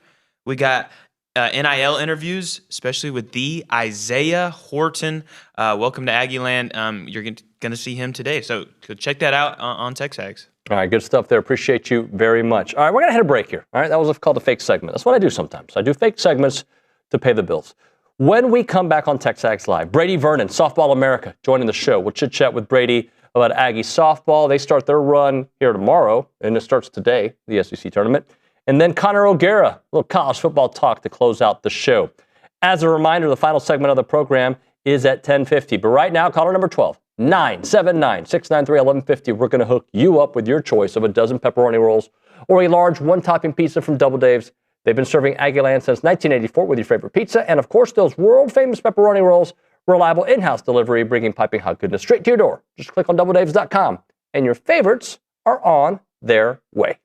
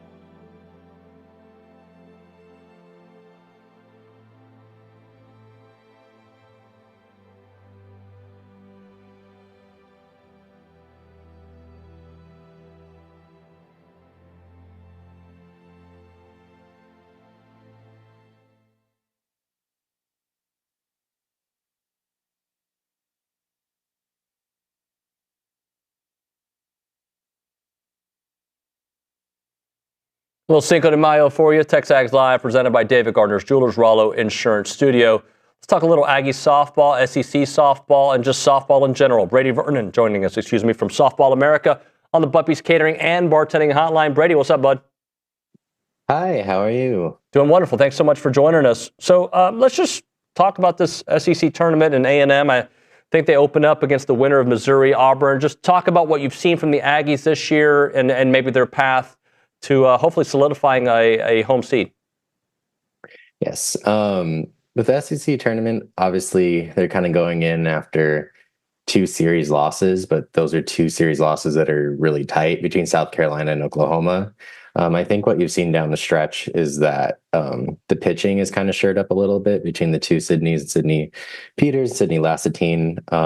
I think right now, even going into the tournament, that A&M is probably safe as a host. It's more just depending on how high can they get. The 14 quad 1 wins are just very good for a resume, especially with RPI as well. In our latest bracketology that went out this morning, we have them as a 12 seed, matching up with Texas in Super Regionals potentially. Of course. But I think the thing with them is trying to get more of those top tier wins. I mean, if A&M kind of makes a run to the finals, or say even win the tournament, I think they could potentially get into top 8 conversation, because I think the last top 8 spot is pretty wide open. Brady, let's just talk about this season, the perception of A&M, right? So last year they had the amazing season and ended way too early for them, obviously. This year felt like it was going to be a step back. And in some respects, it has been a step back, but I think they have exceeded maybe preseason expectations. Am I on the right path here? A little bit, yeah. I think the thing with them was certainly what was going to happen in the circle. Emily Kennedy carried such a big load last year, and how they were going to decipher that. And I think a lot of people forgot maybe how good Sydney Peters was throwing at the beginning of last season before she got hurt, and I think she would have made a difference last year. And so I think her and Lassettine really match up well. And I think that has kind of exceeded expectations, because arguably the offense has been just as good or better. I mean, Maya Perez is doing some crazy stuff, reaching base every single game. Kenny Powell has kind of taken over that role as like Coco Woolley, just kind of being the engine at the top. And so I think that's the thing with them, is someone who, grew up at ASU and learned a lot of softball from Trisha Ford, that, her teams are going to fight. They see a ton of progress in the pitching staff. She's had staffs before without a true ace and still made it to hosting a regional top 16 seed. And so I think you kind of just trust in development there, and kind of the offseason additions. Michaela Work, I think, has given you a lot more than you initially thought, coming off of 2 seasons that were injury riddled. And I think it just worked out really well. Brady, talk about Trisha and just what you know about her, how she's evolved, and maybe how she's changed her profile here since getting to Texas A&M. Yes. Yes. For those that don't know my background, I actually went to Arizona State. Kind of that's where I fell in love with softball. So I've known Trisha for a really long time. But, she's someone that, she's the first one to admit that not everyone is for her and who they play for. But the kids that do stay and trust her, like, they love playing for her. They call her a second mom. And so that's kind of the group, is like, you kind of have to trust in going through the hard parts. And so I think these last 2 weekends are the hard parts. I mean, when you're hosting Oklahoma and that vaunted offense, I think the biggest thing when playing Oklahoma is that you don't want to feel scared and make the bad mistakes. And I don't think A&M showed that this weekend. I think, they just got off to some slow starts and they still overcome one of them. And so I think you've seen that progress. I think you continue to see that. Even like someone like Kelsey Mathis, she's stepped up second half of the year and she's progressing. You see that through all her players. I mean, she's had countless All-Americans through their time, both in the circle and kind of at batting. And so I think it's just trusting their staff, and, sometimes things are going to be hard, kind of like that early season, but they've grown from that. And I think you're seeing that now. Brady, I do want to talk about this series with Oklahoma. There's a part of me that looks at it as a lost opportunity, because obviously they win the first game, you feel really good. But there's another part as, and I know it's just one win in a series, but it's maybe a warning shot like, hey, we're close. We might be closer than what people think. Yeah, and I think that's the biggest thing taken from that is, they can hang with anyone. I mean, when you kind of look at who they play in the SEC, I mean, the SEC dominates the top 16 seeds. And, I know everyone wants to say, oh, they're overrated and whatnot. That's just not the case. Like, they're just the most dominant conference it comes to. And if you can compete week in and week out, like, that's who you're going to see in the postseason. And so that's kind of the biggest thing is, I think this year is probably the most wide open we've seen in softball in a really long time. I think you can say there's elite teams, but the elite standard and bar is different than before. I think this is going to be a year where it's more like kind of a baseball result where we see a couple of regional hosts lose early on. I think we see a lot of like the seeds 9 through 16 potentially get to the World Series. And so I think that's the biggest thing is if you have the belief that you can beat anyone, and I think that's what her team believes and what you've talked to do in like plenty of press conferences, they can certainly still make a run despite not being a top 8 if they don't get there. Maya Perez has, reached base. I don't know how many straight games, ridiculous numbers all year long, basically. And she's so consistent. How do opposing teams keep her not so consistent? And I hope they don't figure it out, by the way. Maybe you shouldn't answer that. Yes. The thing about her that's always so crazy, and it's not, the great power, just her ability to hit from the left side. It's just how she controls the strike zone. She's going to make you throw her your pitch. She doesn't swing or chase it a whole lot, which, it's not always easy because, I think we forget that, she isn't someone who's, last year was the first time she was a full-time starter. Like that usually takes a lot of experience to control a strike zone like that. Now we can get into debate about what the strike zone is in college softball right now and how small they can be. But, that's an advantage to the hitter. If you are constantly getting on base, you're putting your team in good positions, and I think that's also exacerbated by just, the way Michaela Wark has been able to back her up too. And, that allows to take a load off Maya that she doesn't have to produce all these power numbers because, if teams want to walk her, then, my teammate behind me is going to drive us in. So you mentioned how wide open it could be this year. Like, give me the tiers, right? Like you've got an Oklahoma tier, you got the next, like how would you kind of break down the tiers and then maybe where the bulk of the SEC kind of sits? Yeah. I still think the top tier right now is probably 5 teams with Oklahoma kind of at the top. I think Nebraska and Texas Tech, even though it's kind of been a little bit shaky here or there, are in that tier. I think the reason with Tech is just, Nyjah Kennedy, when the postseason turns around, she hits another level. We've seen that for 3 years of kind of just banking on that. And she's never had this kind of offensive talent behind her. And then you kind of I would throw Arkansas in there this year. I think, they aren't the most flashy team, but they continue to win series against top tier teams. And then Alabama, like probably going to have the SEC pitcher of the year and Jocelyn Brisky. Vic Moten behind her has been really good. And then the offense just finds a way to win. There's home run power this year. Kind of that second tier, I'd say it's kind of like, where Texas is, they've kind of been up and down, UCLA, Florida. You never really know what you're going to kind of get out of those groups right now. It's kind of been topsy-turvy. You have Tennessee in there. I think, they can pitch with anyone, but are you going to get enough run support time of day? And then that tier 3, I think, is kind of just huge. I mean, you can throw A&M in there, Florida State, Oklahoma State, Georgia, Oregon just coming off a really good series against UCLA, LSU, Duke. These are all teams that, A&M has seen over the past 2 years. That's kind of where it is. And they have different strengths. Like, Oklahoma State, they kind of ride Ruby Malin in the circle. There isn't a whole ton of other great notches. She's carried that team. Duke has really come on strong with an offensive approach. And so that's why I think, anyone's really going to have a shot to come this postseason. And that's why I think the SEC tournament, when you have the single elimination, like, I think basically anyone in that top half can win it. I think, the bottom 5-ish teams probably struggle to see there to win, 3 or 4 straight games. But I just think, the things are really closer. We don't have like the OU team that's just unbeatable. We've seen them drop games, and part of that is the SEC gauntlet. But I just think, if you're in the postseason, you're going to have a shot to win it. Brady, how close do you think is tier 3 to tier 2? You mentioned A&M being in tier 3. How close is that tier? I would say the biggest drop between like tier 2 and tier 3 is just consistency.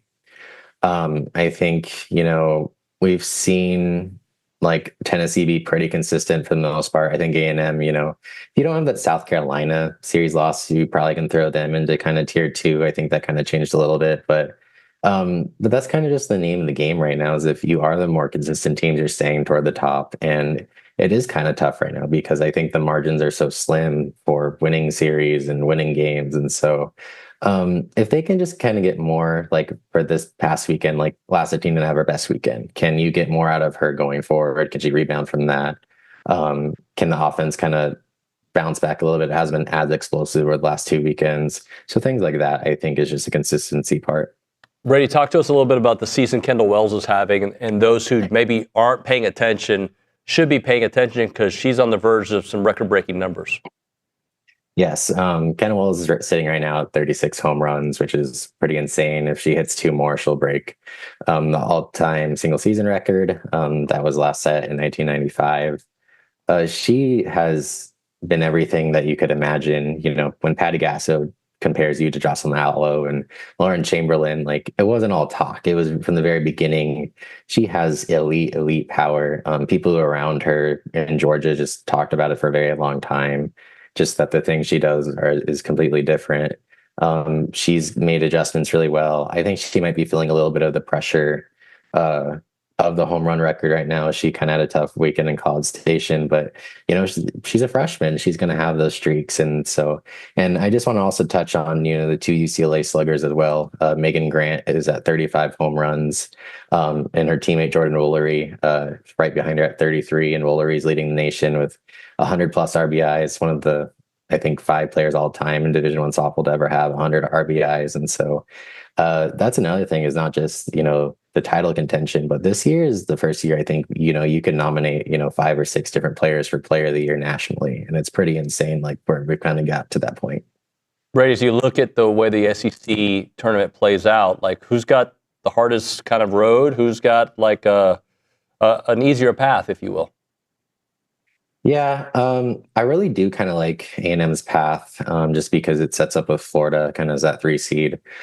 Florida is a very interesting team where, like, the metrics are very good, but, you know, the pitching behind Keegan Rockroth has been a little bit shaky, and sometimes Keegan is like that too. And, you know, the offense is very good, but sometimes it can be a little bit top heavy if, you know, Taylor Shoemaker and Jocelyn Erickson aren't producing. And so I think that's why I think A&M could have a good run. I mean, Missouri and Auburn have both had their struggles this year, regardless of who they play. And then you kind of match up with potentially Bama or Arkansas, which I think is good matchups for A&M because neither one is like a super explosive offense. It's not like a home run hitting offense, but I do think Alabama's path is pretty tough with getting, you know, Arkansas in the 2nd seed and like potentially like even who you get out of that group. But I think it lines up well for OU, and then the Tennessee, potentially Texas matchups is pretty hard for the 4 and the 5. But arguably out of, like, you know, the top like 6 or 8 seeds, I think I like the A&M Florida path as quote unquote the easiest in what is just a gauntlet of a tournament. Brady, last thing for you. What does Softball America have planned over the next week? Just let us know what some of the cool content you're working on. Yes, with our postseason plans, we usually kind of switch a lot of things around. We kind of cover a little bit of every SEC tournament. We'll have daily bracketology to kind of look over the different seedings and the at-large bubbles and just the stolen bids that might be happening. And so we're going to do that. We have potentially a bracket challenge that we do last year with prizes that people can enter for free. And then we'll just hit the postseason hard with regional, super regional previews. We do a lot of analytical stuff and data that not everyone has available that we try to give to our readers. We always have our YouTube channel that we do Q&As and really kind of talk to a community, because that's our biggest thing, is we want to grow the sport and the community that is. And yeah, we'll cover the postseason, and then 2 days after we jump right into portal news and recruiting during the summer. So it's never really an off day in their sport. That is Brady Vernon, the managing editor of Softball America. Brady, thanks for joining us on the show. We appreciate it, man. Awesome. Well, thank you for having me. Thank you. Brady Vernon on the Buppy's Catering and Bartending Hotline. We'll hit a break. When we come back on TexAgs Live, we've got some football topics, right? You're going out on a limb, I feel like. There's a great chance that I'll argue with you. Great chance I'll argue with you. I like to argue, but I said I wasn't going to argue today, so I don't know. Maybe I'll have to see what your angle is. I just have a feeling I'm going to disagree. You know why? I don't know why. You don't have answers today. Because old man versus young man thinking. That's why. I think I know where you're going, and I'm just going to press pause, okay? That's all I'm going to do. I think. Well, I haven't heard what you're going to say, but I think I know what you're going to say. We'll do that on the other side. Right now, we're talking about Guarantee Bank and Trust. They got over a century of experience helping Texans as one of the most respected. They are the most respected community bank. They were amazing. Been around since 1913. They proudly serve Aggie land as your community bank. What does that mean? They're in the community, right? That's part of the conversation. The people who work in there are part of the community. You see them everywhere. They are part of what you do, so they make local decisions and they care about you. They're deeply invested into this region. You've got Brandon Sears, who runs the team in Bryan College Station, but they're all over Texas. I mean, they are Texas Community Bank. 33 locations across Texas, from East Texas to DFW to Houston to Central Texas, including right here in the great BCS. They make local decisions with people that you know and you trust, and they grow stronger for their community, and they want to make sure that you know that they support financial, education, home ownership, local business, nonprofit efforts right here in these very own communities, and they're helped by, they want to help you grow stronger by knowing that you can trust them for all of your banking needs. Known for their exceptional relationship-focused banking, check out the website, gnty.com. That is gnty.com. It is Guaranty Bank and Trust, a division of Glacier Bank, member FDIC, equal housing lender.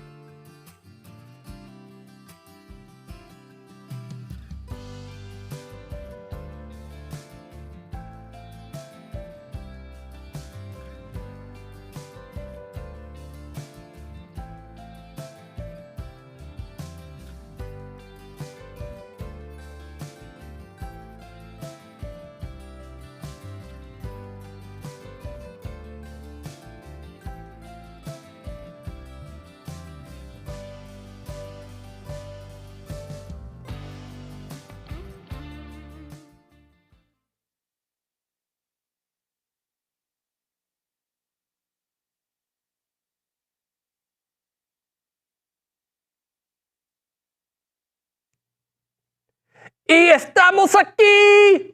TexAgs Live, presented by David Gardner's Jewelers, Rollo Insurance Studio. We're going to go to the Angry Elephant News and Social Center. So I heard, I didn't want to get into it too much, but 2 segments ago he told me, hey, around 10:20, I'd like to bring up this topic. And he said the first few lines, and I was like, stop, we'll wait for the show. What did you tell me? I believe, based on, it has to be assumptions that the people that can go to the draft next year will go to the draft. Don't clean it up. Tell me what you tell the people what you told me. The 2027 NFL draft class will be the best draft class we have ever seen. This is so stupid. Niagara, come on. You're much of a historian. You know who you sound like, right? I love you. And I'm not saying you're stupid. That take is stupid. It sounds like Luke Evangelist 2 years ago telling me that Auburn, that basketball team that was number one, and hey, statistically, it is a proven fact they're the greatest basketball team in the history of basketball. They would have gotten boat raced by UNLV, the 90s UNLV team with Larry Johnson, Stacey Augmon, people you don't know, Greg Anthony, Anderson Hunt. That team would have beat them by honestly 77 points. That's. I recognize I sound like I'm doing the MJ versus LeBron argument right now. Are you familiar, seriously, with the 1983 NFL draft? No, not crazy. There is no chance that this draft here is anywhere near that draft. You Googled it. I'm looking at it right now. Okay, tell me, so before, this is I'm doing instructional tutoring here on TexAgs Live.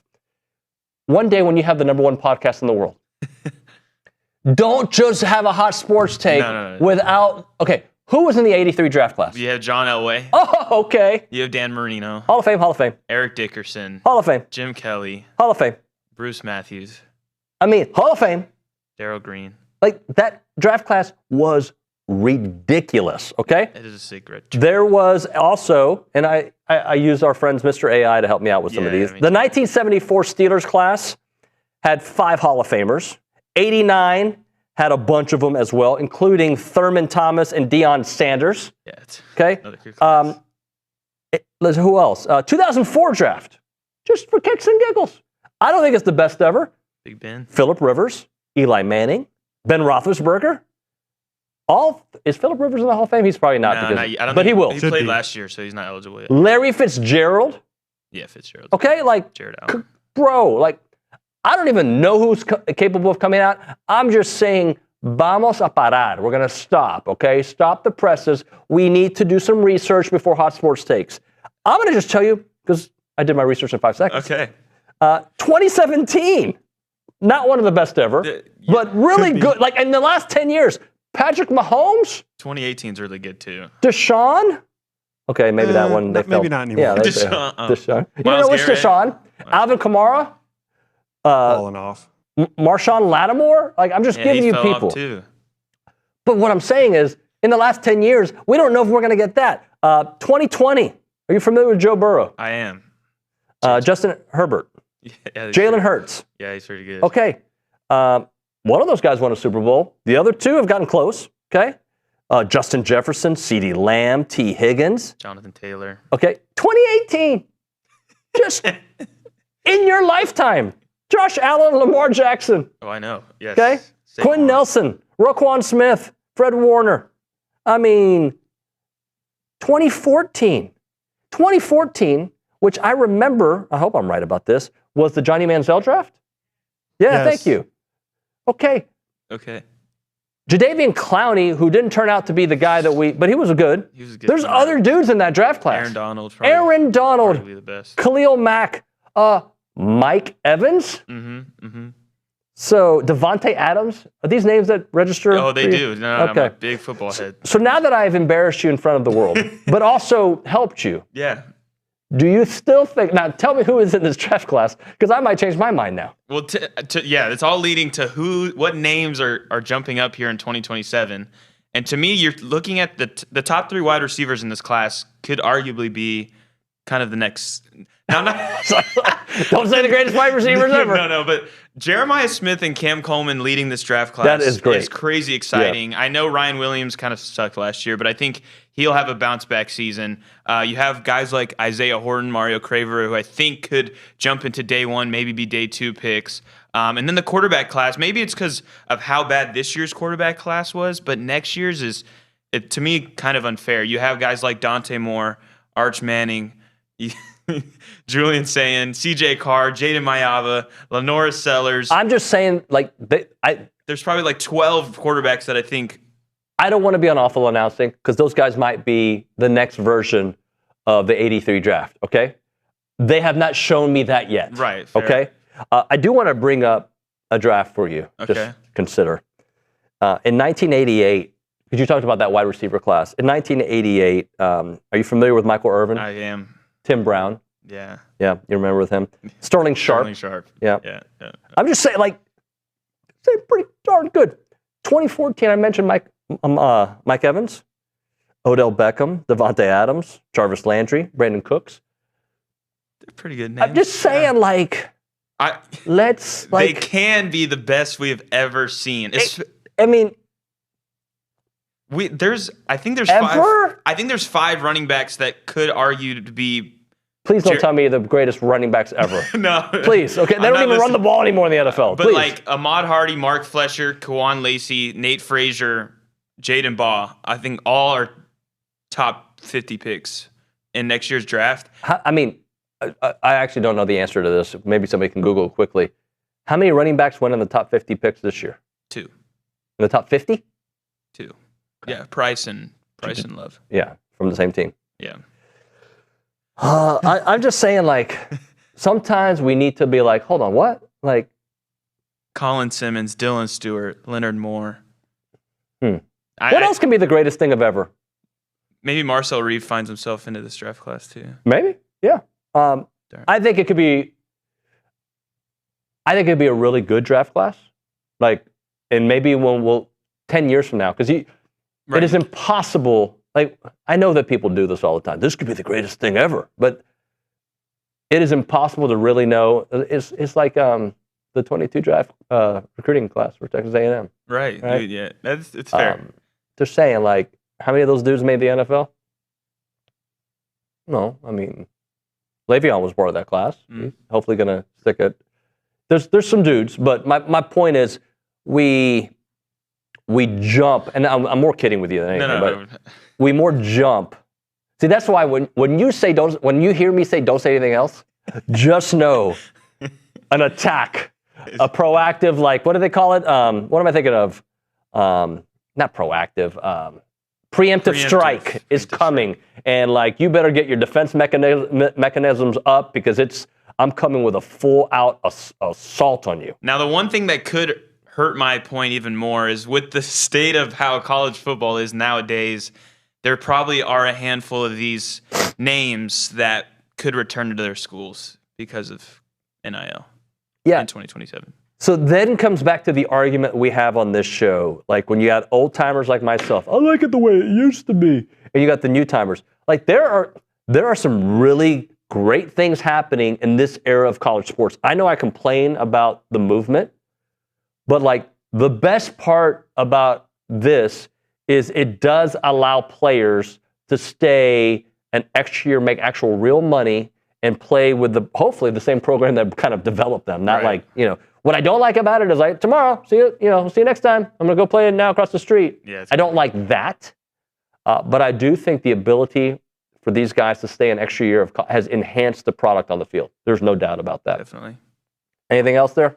No, I did I hurt your feelings? No, I still sounds like you got your feelings hurt there, Justin. I still feel pretty confident in my take as this is going. I mean, I can't. You're right. You can't say this will be, but I think it firmly can be. Can be. Do you know that I will bring this up for the rest of our time knowing each other? Yes. Like, if you like check in, I'm calling you in 10 years saying, you know what? You remember that conversation? But like, I'm just going to tell you, there's no chance.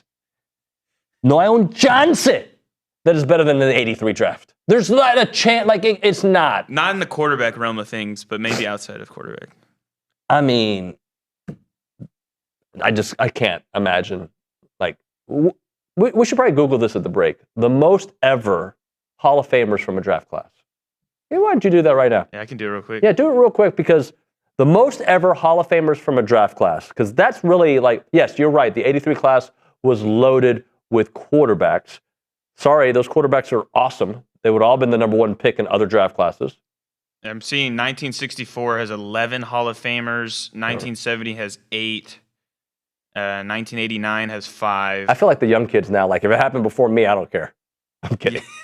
Yeah, this is like a long time ago, guys. What a break, our buddy Connor O'Gara on the other side. And yes, you're right, Randy. The 1984 NBA draft class. I wasn't even thinking about NBA. I'm just saying, like but that. yes. No, yeah, Jordan, Hakeem, yeah. There's others too. Charles Barkley, John Stockton, like that class was incredible. I think Otis Thorpe was in that class. You probably don't know who that is. I've heard of him. OT.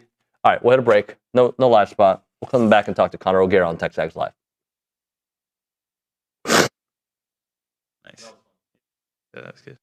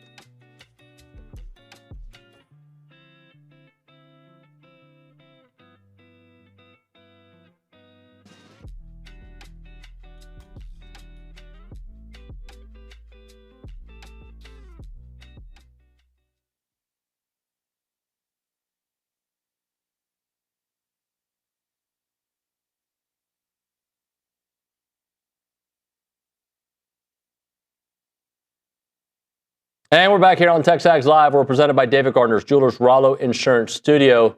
We're going to go to the Buppy's Catering and Bartending Hotline. My good friend, Connor O'Gara, joining us to talk all things college football. Connor, what's going on, bud?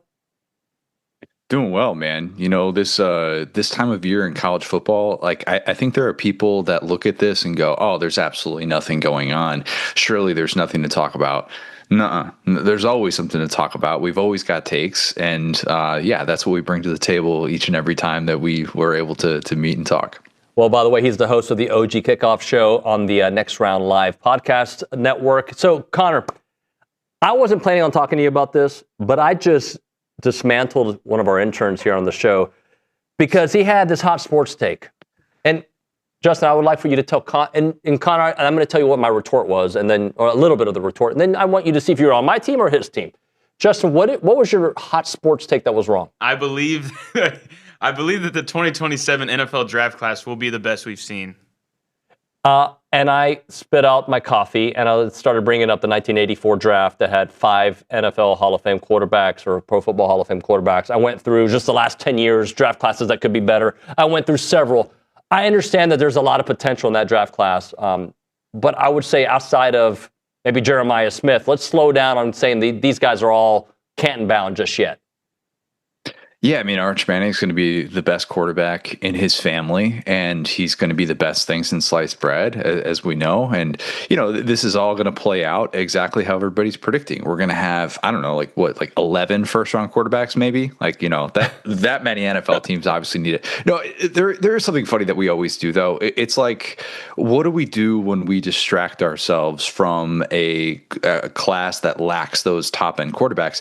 We just move to next year, and we tell ourselves, well, next year everything's going to be different. And the only reason that I would push back on that notion, and you're right, there are some great classes. 84, I think 2011, if you want to look at the top of that draft, the Von Miller class, like I think that there are some drafts that you could look back on, maybe even 2024 with all the elite quarterbacks that are already taking shape in the NFL with that group. Like I think the thing that we kind of forget is how much we're going to rip these guys apart. All these quarterbacks that we're projecting, maybe 10 that you can see in the first round conversation. I mean, shoot, we've already got one of them, Brendan Sorsby, who are like, is he going to play this year?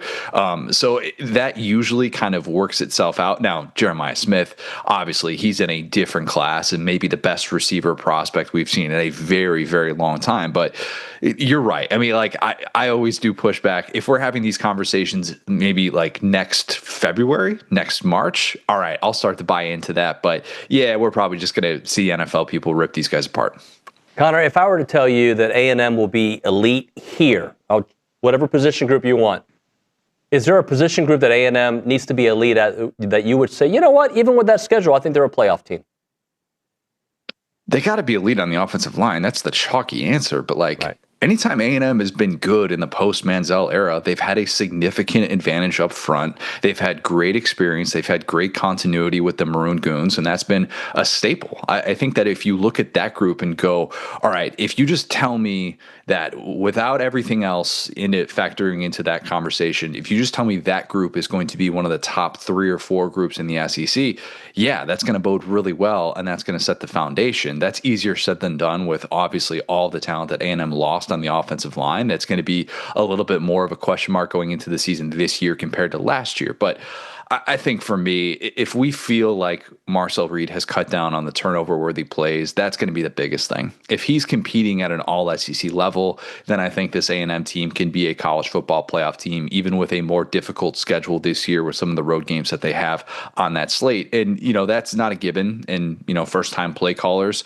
we know that it can be a little bit all over the place. Sometimes it works, sometimes it doesn't. Like, I would argue last year, for the most part, it worked with Ohio State pretty well. Like, Brian Hartline was a first-time play caller. He had an abundance of talent to be able to work with, including the aforementioned Jeremiah Smith, but it's not necessarily guaranteed to fail. So I think if you tell me Marcel Reed is playing at an all-SEC level, I think that A&M has a really good chance of being a college football playoff team in 2026. Talking to Connor O'Gara here on TexAgs Live. Connor, do you think that 9 wins will be in the SEC will be looked at like 10 wins used to be in the future? And I'm not saying that gets you into the playoffs per se. I'm just saying the way we categorize what a successful, if you win 10 games in the SEC, that was for a long time like, hey, that's an elite team. Do you think we'll look at 9 wins that same way moving forward?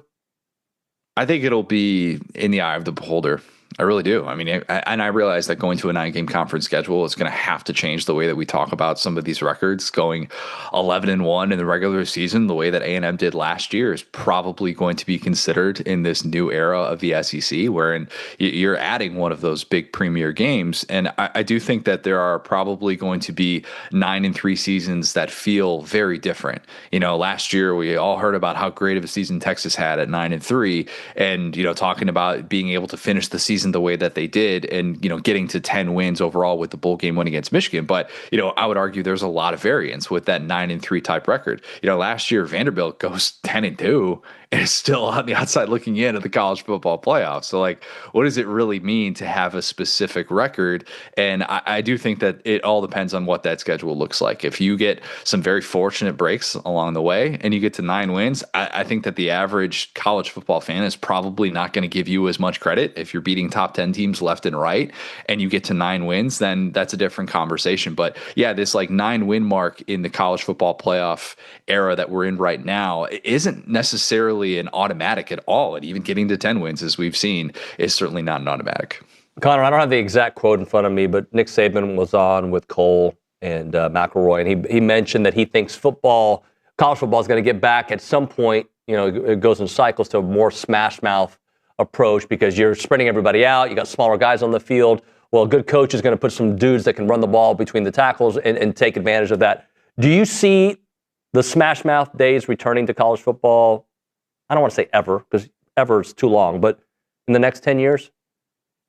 It could. It definitely could. I mean, if we really want to get nerdy with it, and talk Nate Borkature, 13 personnel, the thing that's taking over kind of the NFL right now, for the OG Kickoff, talk to Jeff Collins about that, and just kind of some of the different ways in which college offenses are going to probably want to gravitate towards more of the heavier personnel sets to be able to establish more of that run game and being able to do things, on those stretch plays as well. And the ability to play smash mouth football is such a luxury. But, I would push back on that by saying, what did the two teams playing in last year's national championship do? They played really good smash mouth football. They had some dudes on the outside that really helped. And when you could just dump it off to Malachi Toney and watch him do what he does and break tackles in the open field, obviously it makes things a lot easier. But the way that Indiana's offense operated, it was a smash mouth unit. They're going to be a smash mouth unit again this year. Same with Miami. Mark Fletcher Jr., when he's at his best, he is breaking tackles and being that smash mouth dude who I think could have played in 1995 and could have had a neck roll and would have looked really good. So,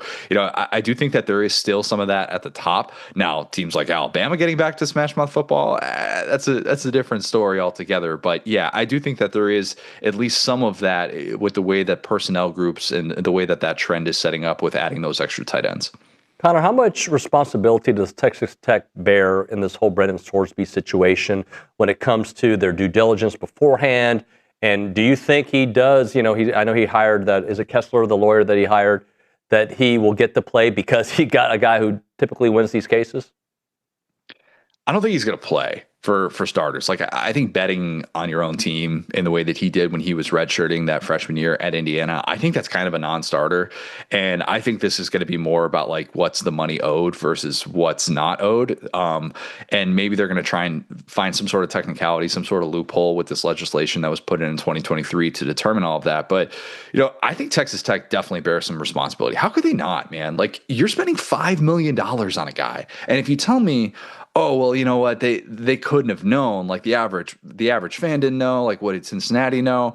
Okay, that's why you need to have some inroads at the NCAA, because if they're investigating something that happened in 2022, it's not like they just found this out once he got to Lubbock. This has been a long-standing investigation. And if I want to put on my conspiratorial hat and look at why he left Cincinnati, or rather why Cincinnati was unable or maybe unwilling to match the money that he was able to get on the open market, I wonder how much they knew. I really do. So Cincinnati, I think, is probably trying to wash itself clean of this. But Texas Tech, if you're going to spend that type of money in this era of the college football world that we're living in, and LSU too, who was going to host Brendan Sorsby on that visit before he committed to Texas Tech, you had better figure out if your guy has some stuff, man, because there was definitely some stuff before he arrived in Lubbock.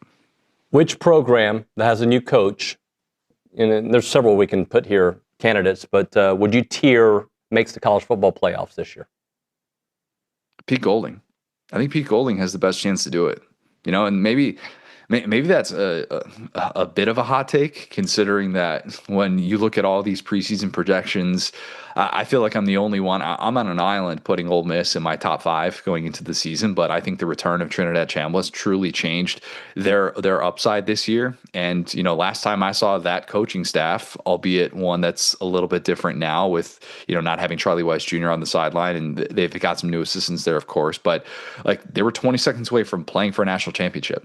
That's not nothing. It's just not. And I do think that Ole Miss is the team that has the new coach that has already checked a lot of boxes so far.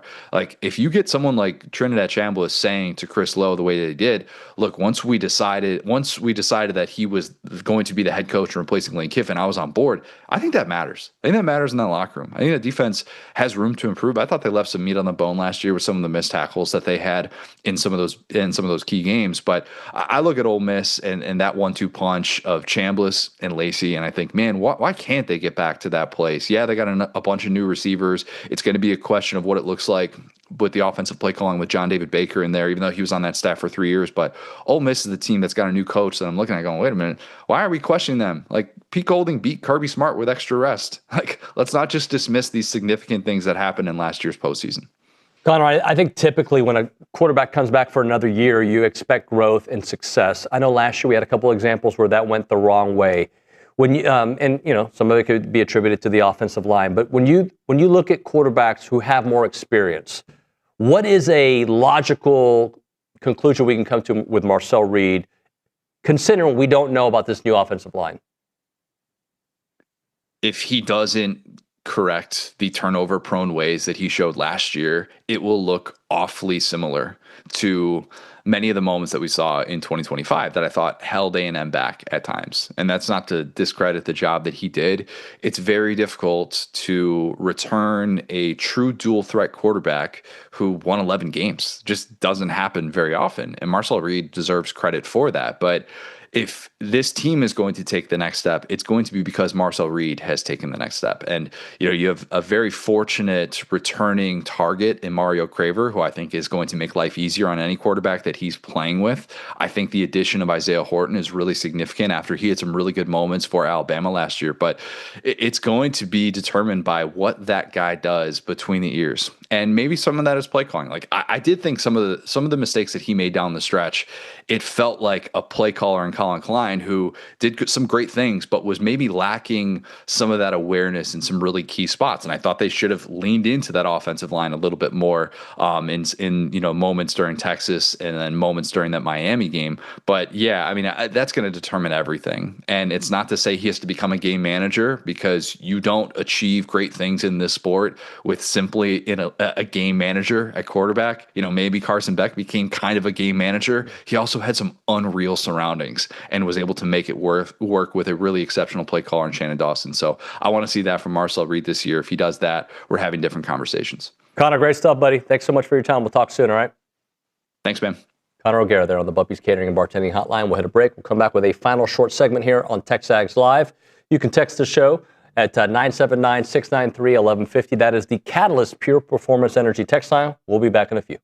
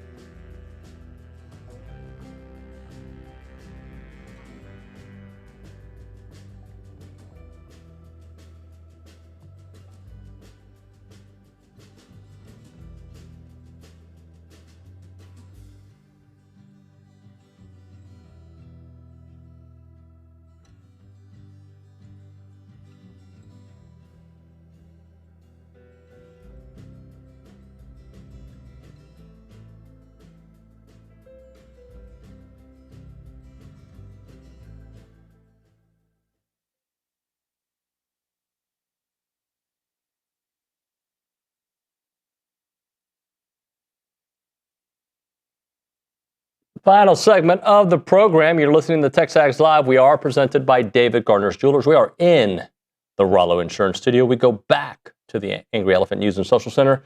Justin, talk to us a little bit, buddy. Yeah, no, I actually like what's going on in the YouTube comment section because of the talk with Connor O'Gara about a quarterback game manager. Can they actually go and win a national championship? And they brought up some good names like Will Howard, Riley Leonard. We saw Carson Beck at moments last year. Maybe what, and I don't want to speak for Connor, but maybe what he's talking about is when you have a quarterback with Marcel's skill set, you don't want that to be a game manager per se.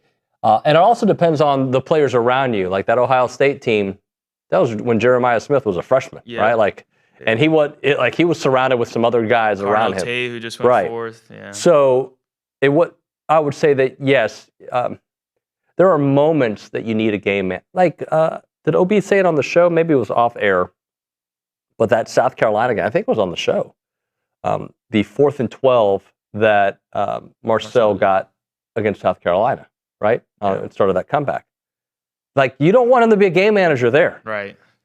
In a close game, right, when you're tied 3-3 and field position is everything, you definitely need more of a game manager, right? You don't want to take too many risks because a risk can come back and bite you. But in that scenario, you want a game manager. I think you want a quarterback, like, again, Marcel's ceiling is elite. Unfortunately, his floor cost it. But great quarterbacks, when they have these 4 games, that's what happens, right? So there's that. What else? It's so silly. There's this one little stat or nugget of a new quarterback joining Notre Dame. His name is Wonderful Mons the Fourth. What part? His first name is Wonderful? Wonderful Mons the Fourth. So that means there was a Wonderful the third, 4th generation, Wonderful the second or junior, and Wonderful the first. Yeah. It got me going down the rabbit hole of all the fun names that we've seen in college sports. All right, give me some names. Like Sir Bible, King Large. Hey now. Nitro Tuggle. Pardon? Yeah, I know. Kool-Aid Legend Journey. McKinstry. Say that again? Kool-Aid McKinstry. That's right. And then, of course, the General Booty. General Booty. Booty. There's a lot of names. Any other ones? Yeah, Dude Person. Dude Person, yeah. Deuce Knight. I guess that one's pretty calm. Demon Clowney. Quality name right there. Yeah. Speedy Noyle. Speedy. So can you imagine naming your kid Demon? Yes. Like, how much thought went into that? Like, was that his nickname or was that his legit name? I don't know. I can't imagine his parents called him Demon. It's his real players' names. Come on, mom and dad. Like, that can't be real. That's got to be his nickname. It has to be. Like, nobody named, you know what? Diablo. Nobody calls their kid Diablo. They just don't. Devil for you, Reese, if you didn't know that. All right, that's going to do it for TexAgs Live here on a Tuesday. Tomorrow on the program, Olin Buchanan, we knew that. John Harris. We'll have a track and field segment. We'll have a very good softball segment. Can't tell you who we have planned just yet because it's not confirmed, but it'll be good. We'll have Jason Howell. We'll have Kendall Rogers. We will have text messages. We have phone calls. We will have Reese Nygren panicking. All that and more. We'll see you then.